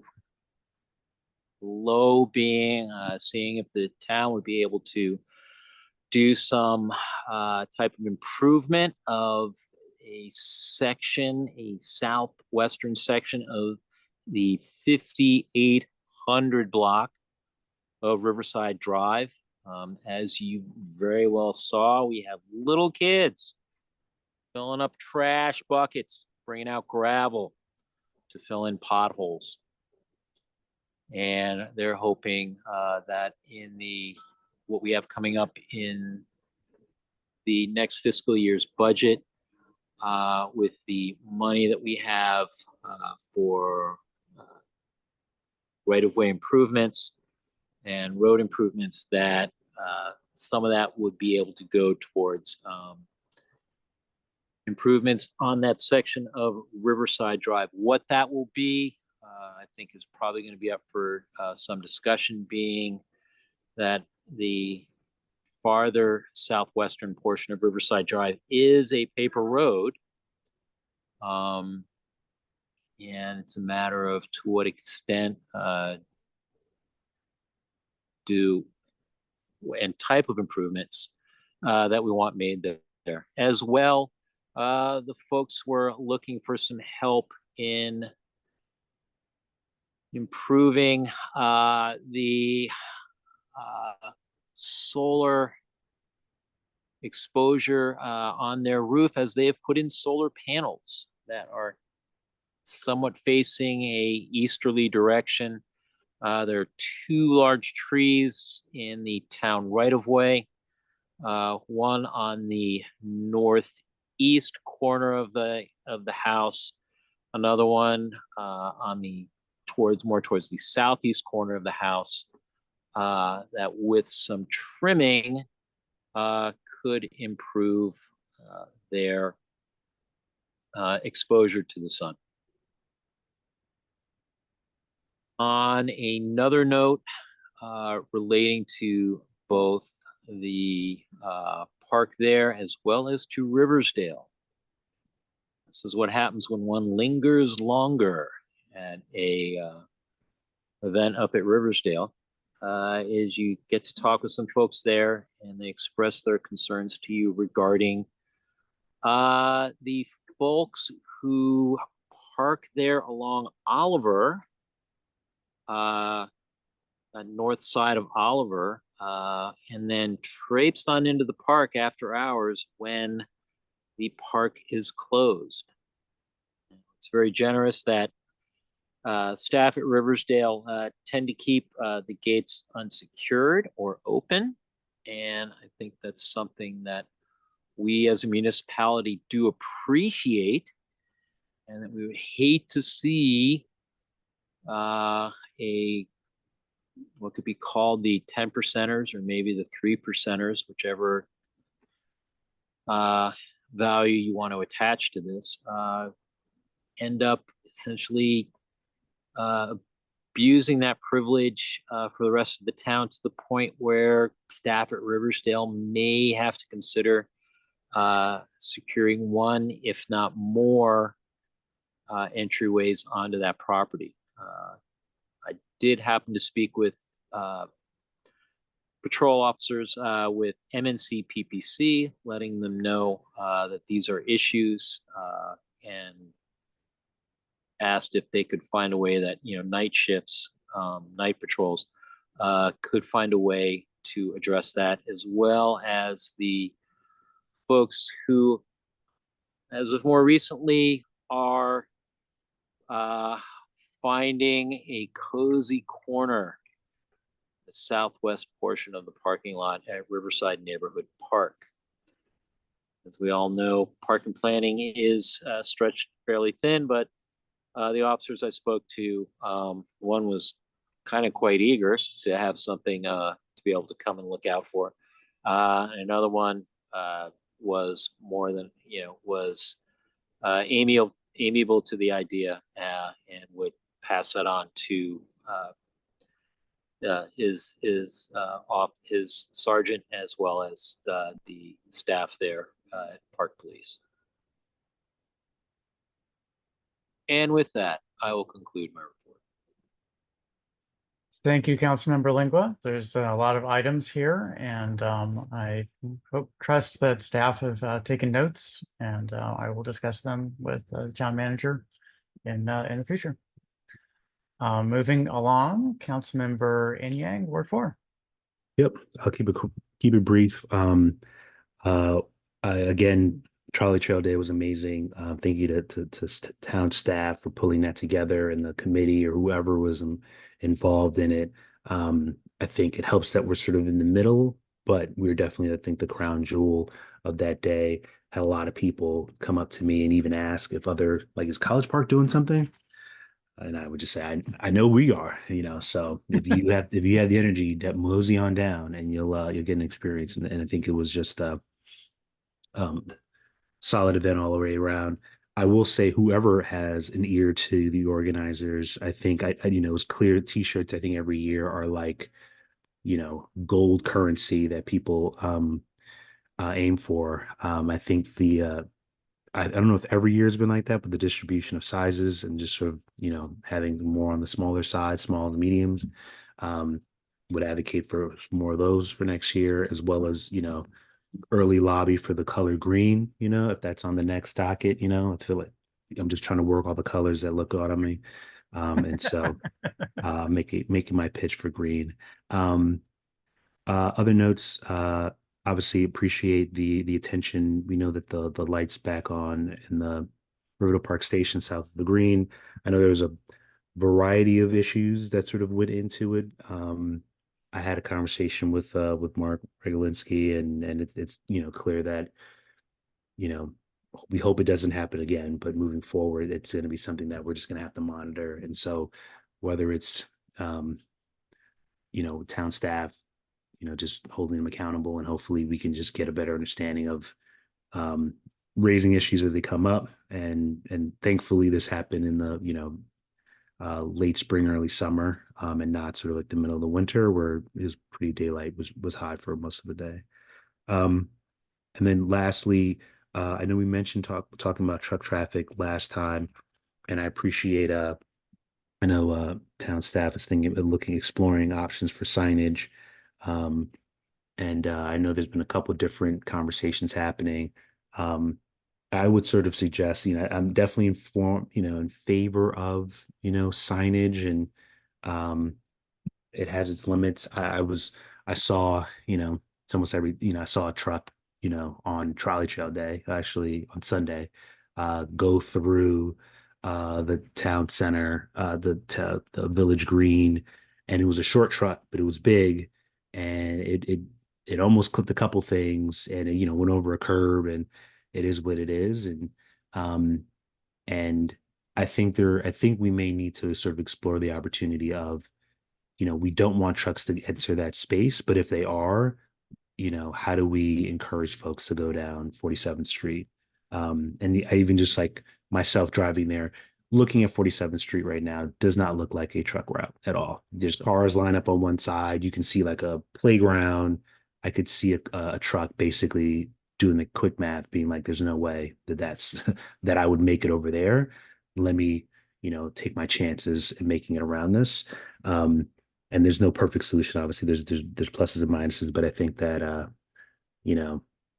there's signs that get dropped every time, and I don't know what the cost is for the town, or and I appreciate the quick turnaround, but it's yeah. So I think this is a worthwhile conversation to continue to have, and I know we've been literally talking about this for 5-6 years that I know of, and probably way before me. And so whatever solution that we do, it's not going to solve the problem. We're hopefully trying to deter. And then if the event that a truck is in an uncompromising situation, that we direct them to wherever we ideally want them to go. But looking forward to having those conversations in the future. And with that, I'll yield the rest of my time. Thank you, Councilmember Inyang. I think I might have communicated this to you. I can't remember who I sent email and who I didn't to, but I did bring up the truck traffic and a piece of legislation that was passed in the state assembly a few years ago, allowing us to install automated truck height enforcement in that area. And it's currently, there's some work that has to be done before it can be implemented. And I spoke to Councilmember Olson because it's sort of at the county level at this point. I spoke to him a couple of weeks ago when I happened to find him in his driveway while driving up to, or riding my bike up into College Park. So wanted to bring that to your attention and let people know that is an option that's out there. Mr. Town Manager, you had done a little bit of research into what remained to be done for that process. Do you have enough information to share something at this time, or should we discuss in the future? I don't. I will send an email out to the council. It was on my reading list for this weekend, and I didn't get that analysis done. Okay, thank you very much. Okay, Councilmember Mejia is still not with us, so move on to Councilmember Calon, Ward 6. Hello, Mr. Mayor. I think in my jurisdiction, the liquor store, Jefferson and Kenwold Avenue, that man, every day when I go around there, that man is reporting problem to me. People are going into the liquor store, sit down there, sleep there. Some are lying down outside. So he needs help to make sure that these people, when they come and buy, let them go, but not to sleep inside there, inside the store or outside the store. Then again, Many times ago, I mentioned about the speed bump at 54th Avenue. That place, we need a speed bump. People are running there like it's not a residential area. So please, Mr. Major, I want you to do something about that. And the Spring 54th Avenue Spring Lane, that corner is very dark. I mentioned that the last time again, to help them to get like 3 pole lights over there. Because the lady on that house, she's complaining all the time. And the place is too dark in that corner. So please, Mr. Mayor, let's look over there about that. Apart from that, I have nothing to report anymore. I yield my time. Thank you. Thank you, Councilmember. I believe staff can confirm this, that the street light is on our list to investigate, at least look into. Is that correct? Yes, Mr. Mayor. Actually, Director Lewis advises that she's working with Pepco to install the lights that our engineer recommended. So we've already had a light designer take a look at it and make a recommendation to Pepco. And we're just waiting to hear back from Pepco at this point, reference to the lights. And then in reference to the speed bumps, just very briefly, Mr. Mayor, that's something that we're looking to package in our recommendation for the next bundle of street-related projects. So we'll be coming to you at the end of the summer, I believe. Director Lewis, can you confirm that end of the summer we'd be coming in with here's the recommended street projects for the fiscal year? Exactly. In fact, I had a conversation with the engineer today about scheduling the next round of assessments. Yeah, so like last year, we brought to you 13 projects. We're going to be bringing you a list of projects again, and we will have some sort of an effort to reduce traffic or reduce speed through speed bumps or tables or something along 54th. And Mr. Town Manager, I also spoke with the engineer about looking into the pothole on Riverside Drive. Okay, great. I was going to bring that up since we're talking about specific projects. We have an established process for before speed humps can go onto a street. Has that been performed for 54th? We're looking at this from a staff recommended process, as opposed to residents have their observations, and that staff are looking at this saying we think there is a problem and we're going to talk directly with the engineer about it. Okay, that's fine. I knew there was a process and wanted to make sure that that we were going along with it since it was a council established process. And if it's staff recommendation, then that works. Okay, so the short answer, Councilmember Callan, is that we are working on this. I wish that with every request that came in that I could pull out my wallet and pay for it and have it happen immediately, but we have to get all sorts of people involved and it takes a while. And so we are working on them as quickly as we can. Thank you, sir. Okay, that brings us on the agenda to public comments. Are there any public comments this evening?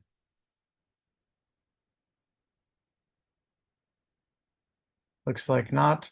Actually, if we could back up, there was one other question I had about Mr. Councilmember Callan's. The Choptank Liquors and the issues that they are apparently having. Mr. Town Manager, do you have any comment on that? I'm going to turn to Rob Turner, Chief.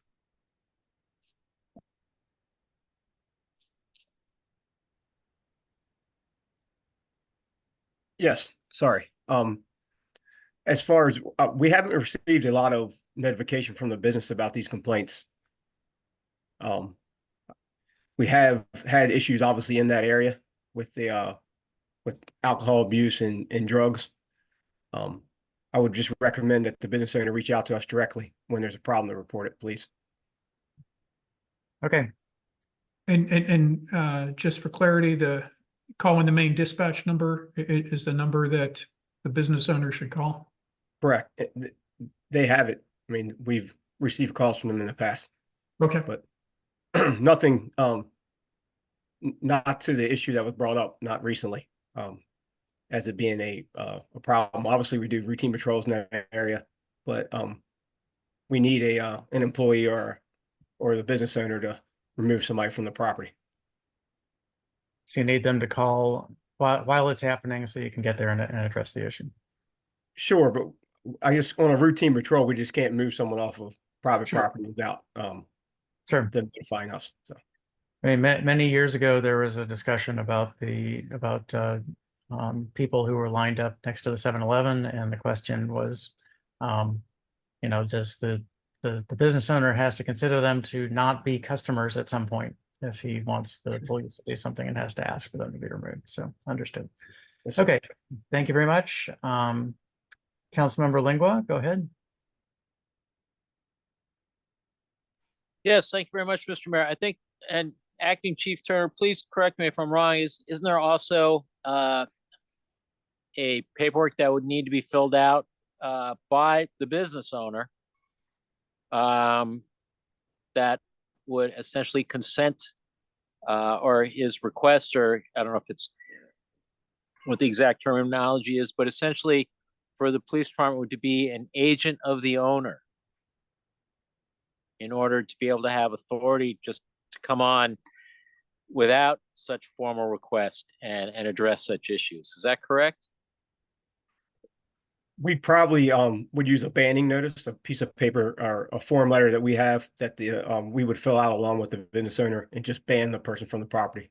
And if they return, then we can take legal action. As far as being a representative of the business, that's usually reserved for when we're employed there as security. Okay, thank you. Thank you for your question. Okay, thank you. So getting back to the agenda, we went past public comments and there were none. So that brings us to work session discussion items. And we'll start with the fiscal year 2024 revenue update. Deputy Director Jones, if you could walk us through this, please. Sure. Thank you, Mr. Lustician. Good evening, Mayor and Council, members of the public. Tonight's revenue update covers the beginning of the fiscal year up to June 7th of the current fiscal year, and it compares to 3 fiscal years before. So we have 24, 23, 22, and 21. The first major category that we have for revenue is local taxes. For real estate taxes, we have a total of $5,991,893. Personal property taxes, the total is $490,287. Local income taxes, a total of $784,177.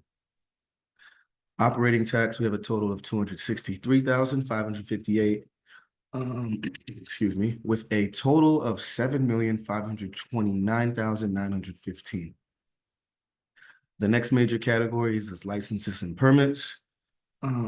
This includes the rental licenses, the building permits, excuse me, business license, parking permits, and alarm registration and reductions. The total for this category is $206,622. Excuse me. The next major category is administrative fees. This includes abatement charges, municipal infractions. The total for this category is $22,850. The next category is fines and forfeitures. This includes police reports, vehicle impounds, and parking citations. The total for this category is $37,020. And the last major category, which is community safety programs. This includes Safe Speed for Students and Safe Speed for Students for prior years, which is our speed camera revenue. And the total here is $1,037,676. And this gives us a total amount of $8,834,083. We look at this in comparison to previous fiscal year. We're currently at a higher rate than we are in the previous fiscal year and in fiscal year 22 and 2021. Currently, with the way that the revenues look, we look to exceed the estimated actuals that we had published in the fiscal year 2025 budget. As Mr. Town Manager Lestitian mentioned, we are going to exceed what we had originally put for an estimated actual, and we will be able to fund the municipal center project. So yes, that concludes the revenue update. And if there are any additional questions, I'd be happy to answer. Thank you, Deputy Director Jones. Are there council questions for Deputy Director Jones?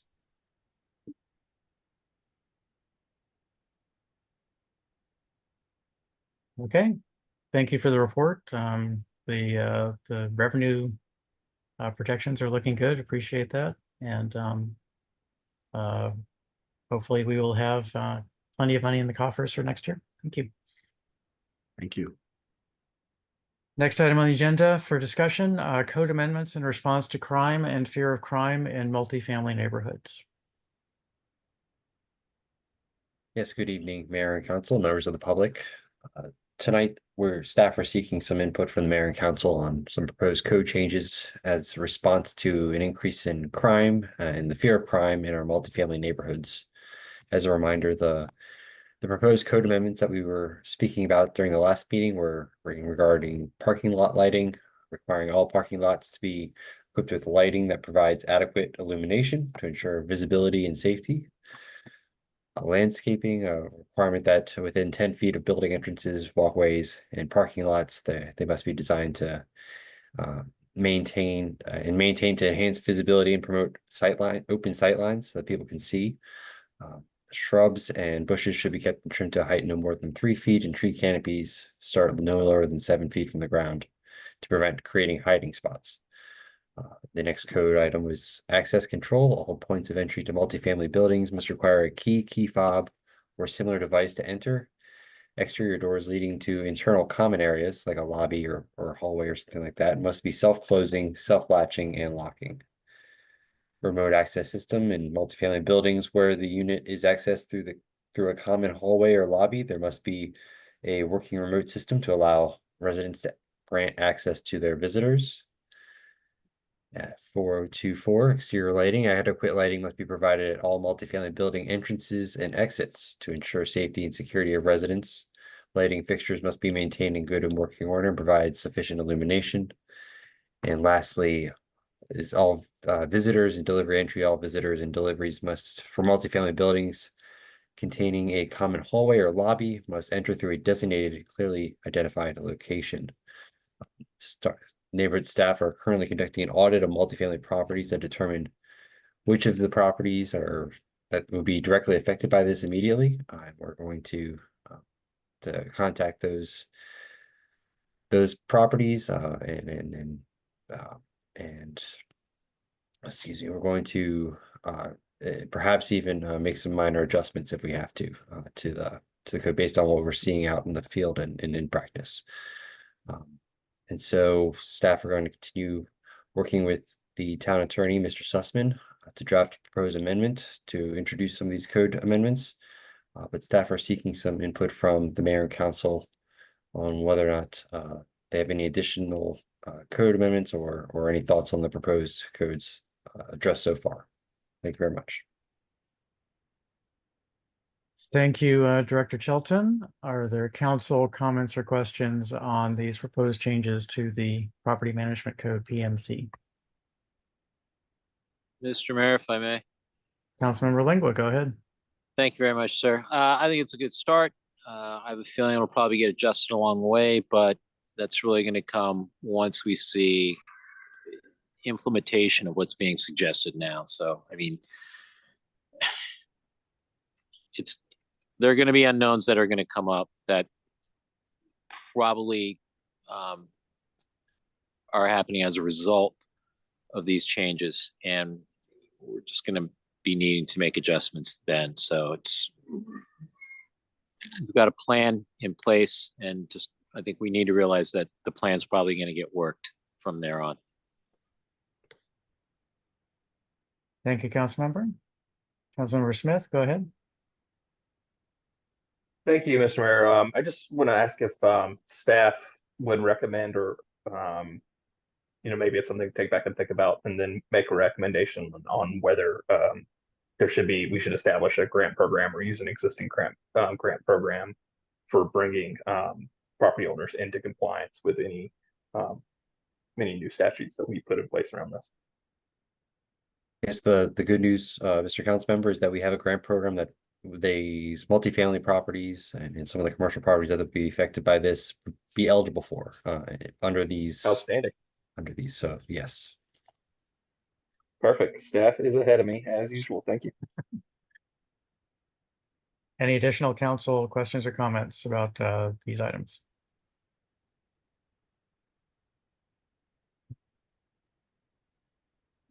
I will just ask the question of what is the schedule and requirements for amending the property management code?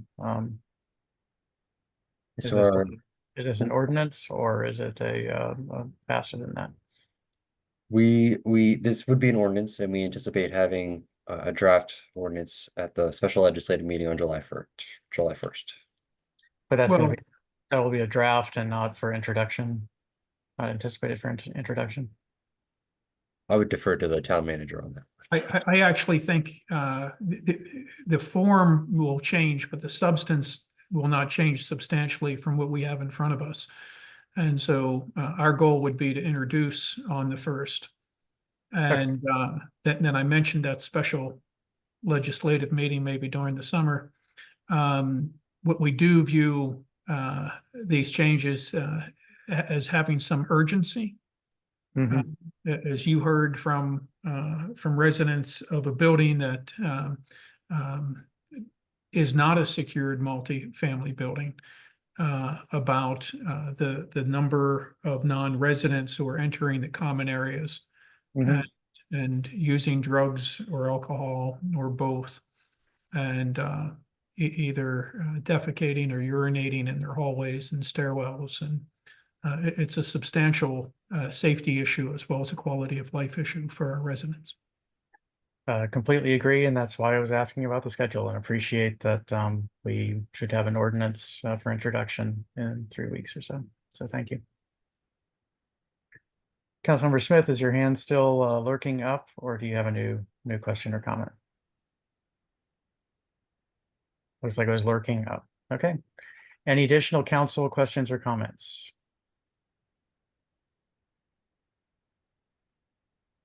Okay.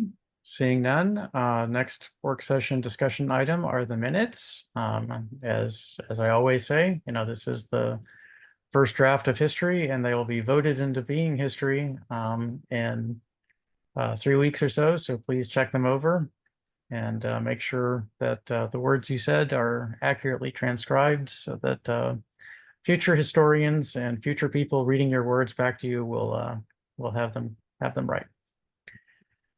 Moving on to unfinished business, under item 1, we have grants for town-supported community events.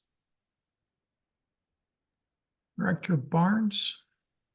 Good evening, Mayor Thompson and members of the council.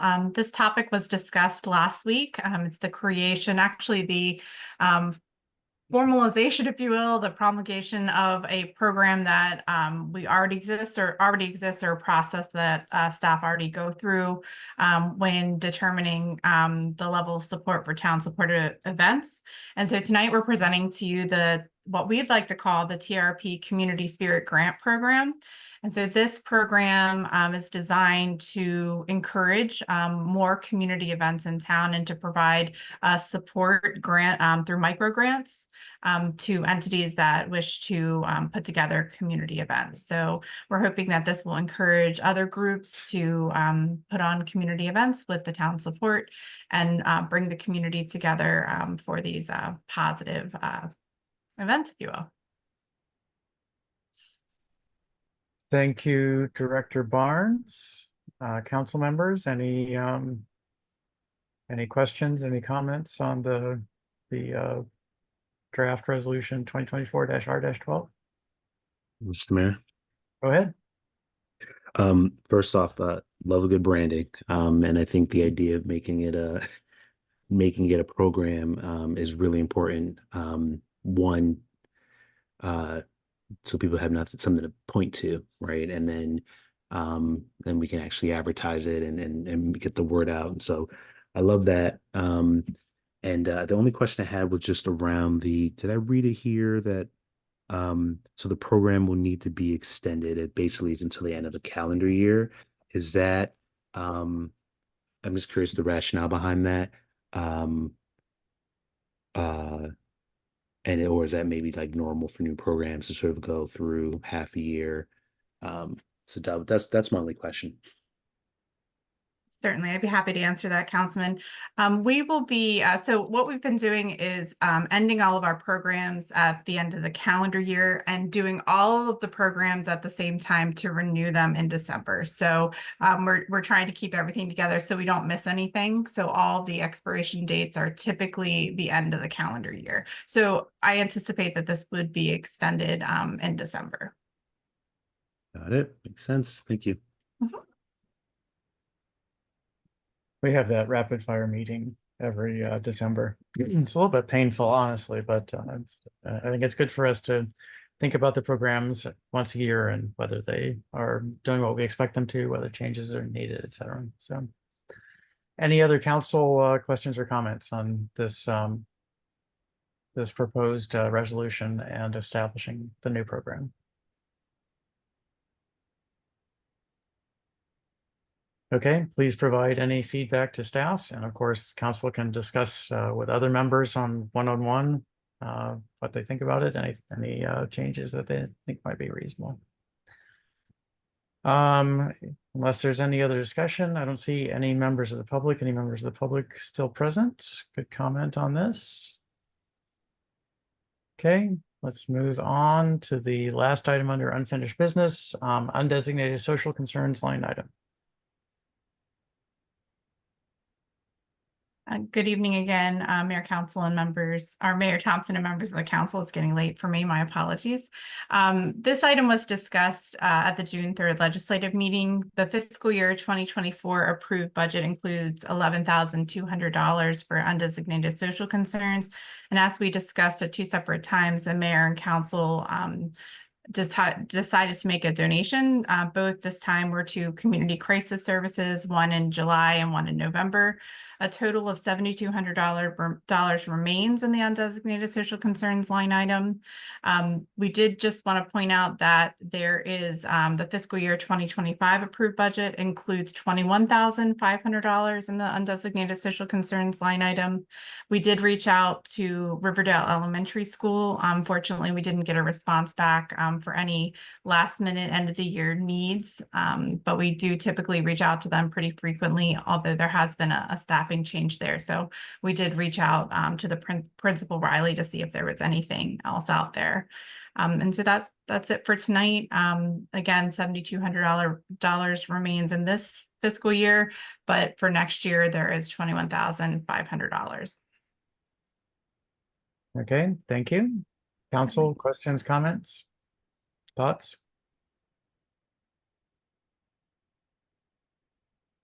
So, see, open microphones, go ahead. Just my question was, I know we talked about the opportunity of rolling it over into next year. I'm assuming that's still an option. Mr. Mayor.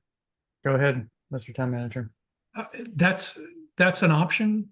But I would point out that we added $10,000, a little over $10,000 on the next year's budget without rolling it over.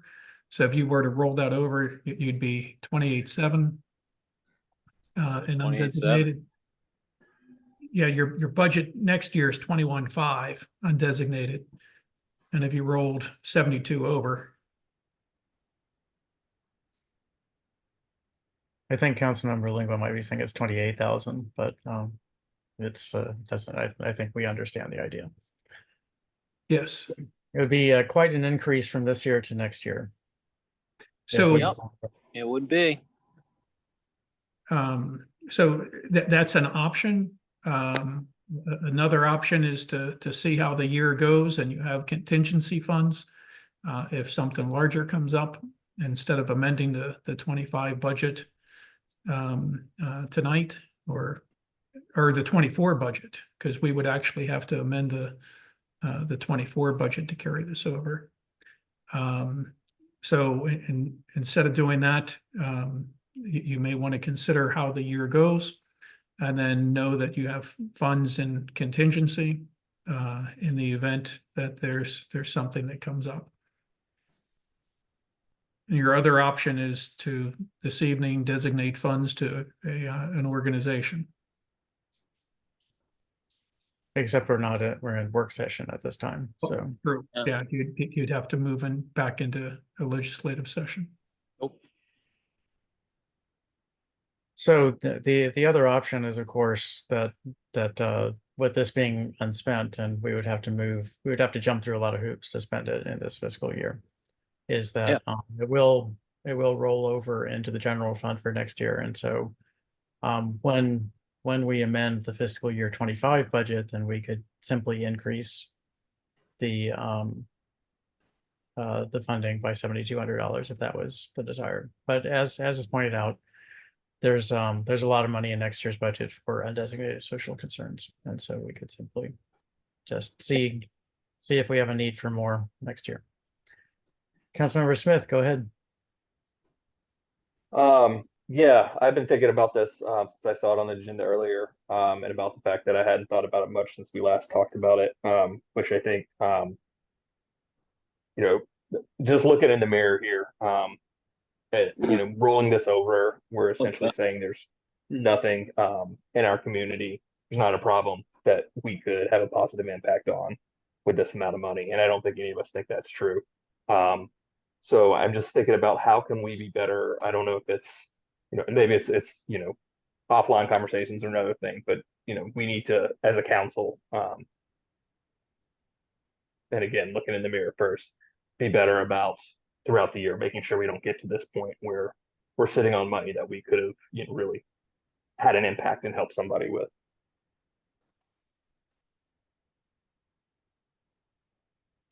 Agreed. Councilmember Inyang, your hand is up. Go ahead. Yeah, no, I think it's a worthwhile conversation to have, maybe for next fiscal year or later on, of what the spirit of this is. I think from last week's conversation, I kind of heard two different stories. I think there's a school in which this is money in the bank in case something bad happens and we have it, and then there's other more active approach to it. It seems like we've been probably taking in case something happens, we can use it. And then we find ourselves sort of, scrambling, maybe that isn't the right word, but, trying to find something late last minute, right? In July or June. And so I think if we make a point of, we want to be more active, and if the goal is to spend the money well before the end of the year, we can do that. I think we just need to come to some type of consensus as a council, and looking forward to having conversations to see how folks approach it. I personally think we should be more proactive with this, and something that maybe it's on unfinished business and it kind of just bothers us every week, and then we just have to acknowledge the fact that it's there, and then eventually someone will figure out a way to approach it. Okay. Councilmember Smith, I'm assuming your hand is stuck up again, and so there you go. Thank you. Any additional council comments? Mr. Mayor. Councilmember Foe, go ahead. I agree wholeheartedly with the sentiment. I'm embarrassed that we have $7,200 left, and I think that if each of us takes a more active role in defining how it is that we want to see those dollars spent, then we won't run into this again. So I like what I'm hearing about revisiting it and creating it, even if it's an annoyance. It is the best of us that is acting in behalf of those dollars. So I like the ideas that Councilmember Yang just put forward. Okay. Well, I will just mention with members of the council, I think that beating yourselves up is maybe a little bit strong, but criticizing your own activities, that we have a lot of spending for social concerns Yes. in the budget. Well, Yes, we planned ahead spending on social concerns. Yes, we do. And this this really is more or less just things that we haven't thought about that went into the budget, so that we don't have to go and amend the budget every time something comes up. But I think that what we should instead do is, when we hear about situations, we hear about a nonprofit that is in need of a little bit of additional funding in order to make some program work, that we remember this, because I think we all run into those situations, and so we just need to remember it at the time, and not that we're trying to find things to do, but that as we hear about things, that we remember that this budget exists and that we should tap into it. Okay, any additional discussion of this? Okay, we've got one. Mr. Mayor, if I may. Yes, everybody got used to answering people who had their hands up, but go ahead, Councilmember Lingua. I know you're always so attentive at looking at microphones. So anyway, yeah, I couldn't agree more with the sentiments expressed, especially what you've just brought up. And I think the fact that we do have $7,200 left over on a, what you could call the known unknowns that are out there that could come up, is really somewhat of a testimony to how well we have allotted other monies towards social concerns within the community. And that we're not sitting here at this meeting scrambling and finding a way to fill a, say, a $7,200 gap in monies that we had to expend for social concerns, and that we're not having to make, budget amendments. Well done in terms of planning. In fact, if we have, this gets transferred over and we're looking at roughly a little over $28,000 in the social concerns fund, just, I think, speaks to the point, as has been brought up by other council members, is figuring out next year how we can all do a more proactive, have a more proactive approach in identifying other concerns that would warrant appropriations from this line item. By all means, I think that's something that, at the community level, that we have set up would be able to address that quite well. Okay, any additional council comments or public comments? Let's move on then. We have one top level heading, new business. Are there any items of new business that need to be discussed this evening?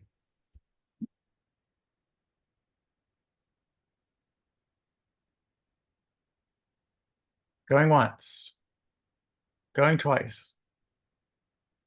Okay, this is not a formal meeting, so I'm saying we are adjourned, and we can enjoy the rest of the evening, which I know for some of us, rest of the evening ended 20 minutes ago or an hour ago, but I've still got an hour or so to go in me. So thank you all. Enjoyed the meetings this evening. I think we did some great things, and thanks to staff for coordinating and arranging and bringing everything before us. Really appreciate the hard work of staff, and look forward to seeing all of you. I'm sure I'll see you before then, but see you in 3 weeks. So take care. Till then. Take care. Thank you. Good night, everybody. Good night. Good night.